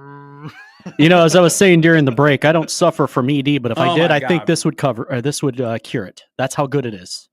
It gives me a reason to live. I woke up this morning because I knew this was happening. So I popped out of bed. I did not know this was happening, and a very nice surprise. Yeah, usually I'm very pissy in the morning, and my RBF is strong. Not today. Not today. Okay. Brandon Vogel will be coming up at 9:40 to close the show. Be talking all about Husker football and Husker volleyball. I want to give a shout out. Poll is interesting, by the way. 1 second. Want to give a shout out to the NSAA Girls Wrestling Tournament happening right now. The Championship Day 2 happening in Omaha. Shout out to all the young women out there who are competing to be state champions today. So good luck to all of them, and hope everyone doesn't get hurt and everyone has a good time and champions become champions and memories are made to last forever. What is the results of our poll? What position would Shaq play? Well, young Matthew, the nose tackle seems to be play. We've talked Shaq. We've talked Shrek. We've talked everything. But Shrek's been the star of the show, and nose tackle winning right now in a landslide, 64%. Offensive tackle, 26. I mean, that's pretty strong. I honestly thought it is a landslide. I honestly thought in the great state of Nebraska, offensive line would be where you start, but I respect it because if the other team can't run, then they become one-dimensional. Then you look to shut down that one dimension because you're not needing the blitz because you have a 7'2", 450-pound Haas clogging up the line, just taking on four guys. Oh, it's like if Fridge Perry and Gilbert Brown had a love child with an ogre. We just need to... With an ogre. I mean, I guess technically that's a threesome, but that's not what I was getting at. My point is they just created the ultimate force. And fullback, by the way, fullback and linebacker, 5%. What is this show turned into? Gary's going to show up here tomorrow and be like, what did you guys do? We had fun. We ate. Why is everybody tweeting at me about Shrek and what position he would play and William the Fridge Perry's love child? The sad thing, well, not the sad thing, but the thing is you underestimate Gary Sharp. He would have thoughts on this. He would really dive into it. Weird look at me and keep it rolling. Assistant coaches have all been hired. We are officially done with the assistant coaching carousel that is Nebraska football. There was a lot of ups, probably more ups than downs. It started with a down with Tony White, which was to be expected for him to be leaving. Wasn't to be expected that he was going to be another defensive coordinator. I think almost everybody could have told you 2 years ago that Tony White, if he were to perform, that he would no longer be the DC at Nebraska. But I think more people thought that maybe he would have taken a head coaching job. The thing is I just don't think the jobs that were open this year were really that advantageous for him to take. And sometimes that's what it is. And I think also at the same time, jobs that might have been advantageous for him to take, he wasn't qualified to take just yet. And I think that him turning around that defense at Florida State will prove that, hey, if you get this guy athletes, he can make any defense hum. And I think that'll be a big kind of statement for him to prove as the DC at Florida State. And I think that he more so with just his background, but also how his defense plays, with how athletic he wants them to be, with how he likes having 5 defensive backs, how it's all about having as many hats for the football. I think he's more so of a SEC, ACC coach than he is a Big Ten coach. Now, his defense proved that it can work. That can work anywhere. Especially, considering the fact that the old Big 12 or the old Pac-12 played in the Big 10, and, he played those teams and went up against those teams that were built to be in that conference. So the 3-3-5 is, variable and can be taken and shipped off anywhere. And he proved that at Nebraska. But I think more so from geography, where he is in the country, the type of athletes that he wants, he's more so suited to be a head coach in that conference. That's neither here nor there. He moves on. He brings Evan Cooper and Terrence Knighton. Well, Evan Cooper was let go to begin with, but then brings Terrence Knighton with him. Nebraska, I think, overall. You sound like a coach who's just done. I'm looking at the board. I'm going to give Nebraska a B+ on what they've done in the offseason to refurbish this coaching staff. Jimmy, what would you give? Grade-wise? Grade-wise. What they've done. And we're counting the changes they made with Dana, everything. Everything. Give it a B+. Yeah, I'm going to go B because I really, really like the Dana hire. And I've always been Why a fan lower? of his. Why are you lower than I am? We can't have the same one. We have some sort of discourse. I thought you would be higher. I thought I might be a little bit No, lower. because if I say A, then I'm being a homer. If I'm being C, I'd be a hate. B solid. But let's see what happens. B+ and B. Look, there are many times I would have killed for that grade, and I have the transcripts to prove it, especially in math. I think That's not bad. Like Dana still, though, to me, is an in theory offensive coordinator could hire. It is. And We got to see it. That's what I think why it's a little bit lower, because I think some people would garner to say, hey, I think this is an A, coaching staff right now. And I think they've done a great job replacing the guys that they ended up losing. But for me, you go and you look at this coaching staff, and in particular, you go and look at Dana. I mean, it's not like, look, Wisconsin, they had a really, really good game. They scored a ton of points on offense, and man, they were clicking. Wisconsin wasn't a good team this year. Okay. Now, I'm not going to take that away from him completely. I get what you're saying. It was one game. Points, but it was one game. The other two games that they played, they didn't score that much. They scored 10 points against Iowa, and I think they only had 10 offensive points against USC. Yeah. Like, 3 games, 10 offensive points in 2 of them. You're not going to garner the, holy crap, this is the greatest thing since sliced bread. Like, Nebraska's going to, we won the offseason once again. Greatest show on turf part 2. I can't believe we're getting Dana Holgorsen like at a discount. Like, I'm not there yet. Don't get me wrong. His resume is way better than the guy who was before him. Just slightly. And his offense, while maybe it did not produce those incredible results right away, just looked better immediately. And it's hard to change everything in season. So this is what you get. Now, that's why when you come around to this season, if you're still having these same conversations, that's a whole different conversation, and the phone there is going to break. I don't think that'll be the case. I still think what Marcus Satterfield wanted to accomplish was what Matt Rule wanted to accomplish on offense. I think they wanted to accomplish.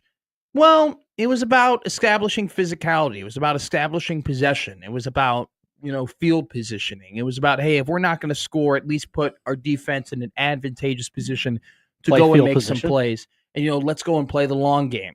This isn't a battle. This Which is works a war, if you have good special teams. which they didn't. So I want, it's a good hire. And we'll see, they did the things that they did earlier in the year. I'm not ready to jump up and be like, holy crap, this offense is going to score 40 points per game. But his resume and what he accomplished was way better than what Satterfield did in the past. But I still think that, don't get me wrong, look, you are not going to get the number 1 offense in the country. You are not going to get this, let's throw it around the yard, air raid style type of offense. There's still going to be a lot of similarities to what they did in previous years. But I think that there will be more intricate things that you will see on the field. There already were more intricate things that we saw on the field, more creative ways to get yards. And I think that there were so many times where this offense became absolutely predictable, where it's almost you could guess. Well, you're calling the plays. Here comes the run up the middle. Here comes the screen. Here comes, we're at the 40-yard line on 2nd and 4. They're going to take a shot here. Now we're at 3rd and 4 because the shot didn't work out. Now we're panicking. Do we have a really good 3rd down play? No, we don't. All right, well, we're going to have to punt with Buschini and put him inside the 10-yard line. It reminds me of Marty Ball. Run, pass, punt. Like that just happened way too often. And so I think that Holgerson's creativity has already shined through the plays that he's called. Do there need to be more results for me to fully jump on top of it and say, holy crap, this guy is going to absolutely change the program? Yeah. Yeah, but that's okay. Overall, like, you go up and down this list. There's an upgrade at offensive coordinator. There's an upgrade at wide receivers coach. Offensive line coach stayed the same. John Butler, TBD if he's an upgrade against Tony White. Tony White's got more coordinator experience.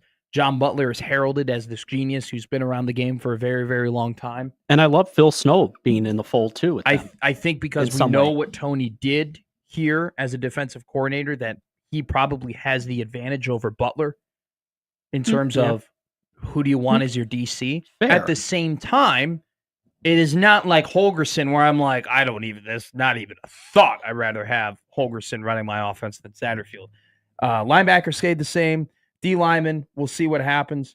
Addison Williams is a former defensive coordinator with a ton of experience as well. So you go up and down this list, and it's just chock full of guys who've been there, who've done that, who've had success, and that's exactly what this program needed. Should Matt Rule get a little bit of flack for this position happening in a way? Yes. For them having to hire all these new guys? Yeah. Same time, give them a lot of credit for going out and making a better staff, because I think this is a better staff than what they had 2 years ago. And many coaches wouldn't even do that. They say, "No, this is my staff." Well, but I don't know. He was kind of forced. He was forced, but he still did it. In a lot of ways. He still did it. He was forced to make some of these decisions. I mean, he didn't get rid of Tony. Tony left, and he like got the rid Dana of Cooper thing in and season. got rid of Wager, and there were some other things that happened. Well, like this stuff. wasn't him making those decisions. He wasn't the one who, he still played a hand in it though. Yeah, but he went out and he got the people he needed to get. Yeah. So B's okay. Longway says, Matt, if his O's were to throw it around all the yard and be number one in the country, would that be acceptable to fans? You know what, Fongway? You got a great point. Probably. Yeah. But I don't expect that's how they're going to play. But we'll see what happens. Before we go, since you're an old soul, you can play along with this. Don Man X on Twitter tweeted at it. I didn't know this. This is so good that Gary needs to read this because this will be him. Okay, so according to the breakdown, Ice Cube's good day was January 20th, 1992. Hey, 6 days later, Washington beat Buffalo in the Super Bowl. That has nothing to do with anything. I'm just adding that. The Lakers beat the Supersonics. Remember, he messed around and got a triple-double. Yeah. Sean Kemp was at that team. I know. Also on the Sonics, though. Yes, the glove. Yes, Benoit Benjamin. I believe was on the 92 Sonics. Rich King. So a Husker contributed to Ice Cube's day. Full circle. Cool. We'll get to break. We got Mr. Brandon Vogel waiting on deck here to end the show here on a Wednesday. You're listening to Gary Mann on 1620 The Zone.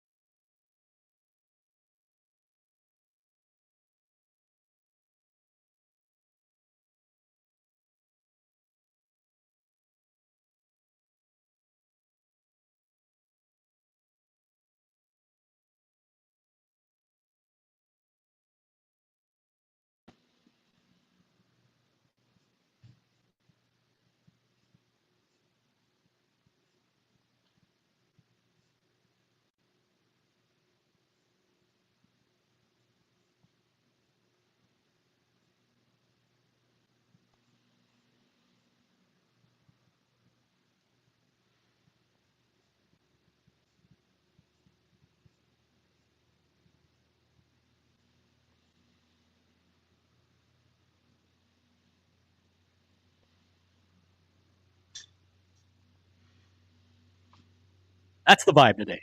Yeah. We're going to go lay out and get our tan on. Yeah, we're not going to welcome in a brown-eyed girl, but we'll welcome in a blue-eyed man and Brandon Vogel to come ahead and talk. Do you have blue eyes, Brandon? Did I guess that correctly? No, you didn't. I have brown eyes, so it's okay though. That would have been a really good joke. That would have been. That would have been a real knee slapper if I was able to get that through the upright. You listen to Gary and Matt here on 1620 The Zone. Gary out, Jimmy in. Brandon Vogel joins us from counterread.com. Brandon, the part 1 of 8 parts of the college football offseason might be officially over for Nebraska as E.J. Barthel signed an extension yesterday, gets a nice little pay raise, 2-year deal. What's your take, and was there ever smoke to the Texas fire? I don't know how much smoke there was. Running backs have just kind of been a mystery, I think, at Nebraska. They've had a committee both years and really haven't had that pure top line back. I mean, even now, like we look to 2025 and say, well, Emmett Johnson finished on a strong note, kind of clear he meshed with Holgerson. Maybe to the greatest degree, and he's your leader by default. And that's kind of where they were, I think, going into the first 2 rule seasons. So, there was some question about Barthel when his contract wasn't announced with the other ones. We know now that, they were finalizing a new deal for him. So I think a lot of people just kind of look at that group and are waiting for it to have a little bit of an identity, and I would include myself in that group as well. So we'll see, but we know now that's where Nebraska's going. So I guess no changes coming on that front. So if you had to guess here, it's Emmett Johnson is the number 1. That's kind of established. You have Mekhi Nelson, Quinton Ives, Connor Booth, and Jamarian Parker. If you had to pick one of those 4 to be running back 2 for Nebraska, who would you go with? It's a tough one. I think I would go with Nelson. The kind of scout team scuttlebutt at times was pretty high on him. And it's a little bit of playing the unknown. I think it's really pretty close call between he and Ives. The interesting thing with Ives is he's somebody who Rule mentions all the time. We saw a little bit of him finally in the bowl game.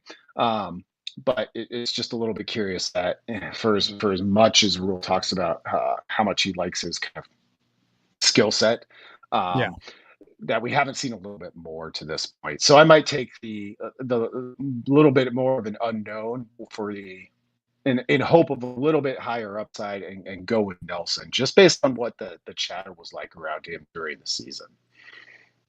Brandon, is there a sleeper? I mean, you named them, but is there a sleeper that maybe we're not talking about that we could be? No, I don't think so. I mean, you've got a couple coming in.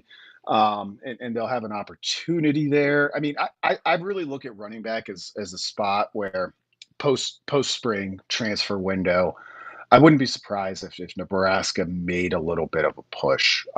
And we'll see. Maybe they'll go through spring practice and come out feeling good with what they have. But you look at the group, and it's muddy enough that if there were a guy out there who was an 800-yard rusher or something like that, a little bit more proven, it's one of those spots where if I were Nebraska, I would definitely take a swing.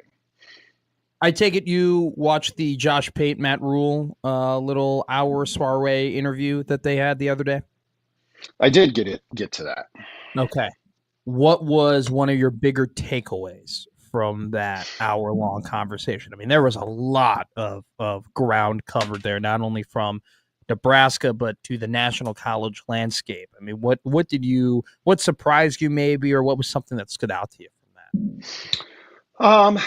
One of the things that surprised me, so Rule's been pretty consistent. He got in trouble with Paul Feinbaum last year for basically saying the Big Ten should have 4, and then noted that he was right, which he already did on social media. But I was a little bit surprised to see how quickly, they kind of jumped to maybe there needs to be some separation between basically college football as we know it now, the kind of power the power teams, breaking off essentially. Like Rule didn't advocate for that specifically, but they were both kind of. I think this is where we're headed, and Rule.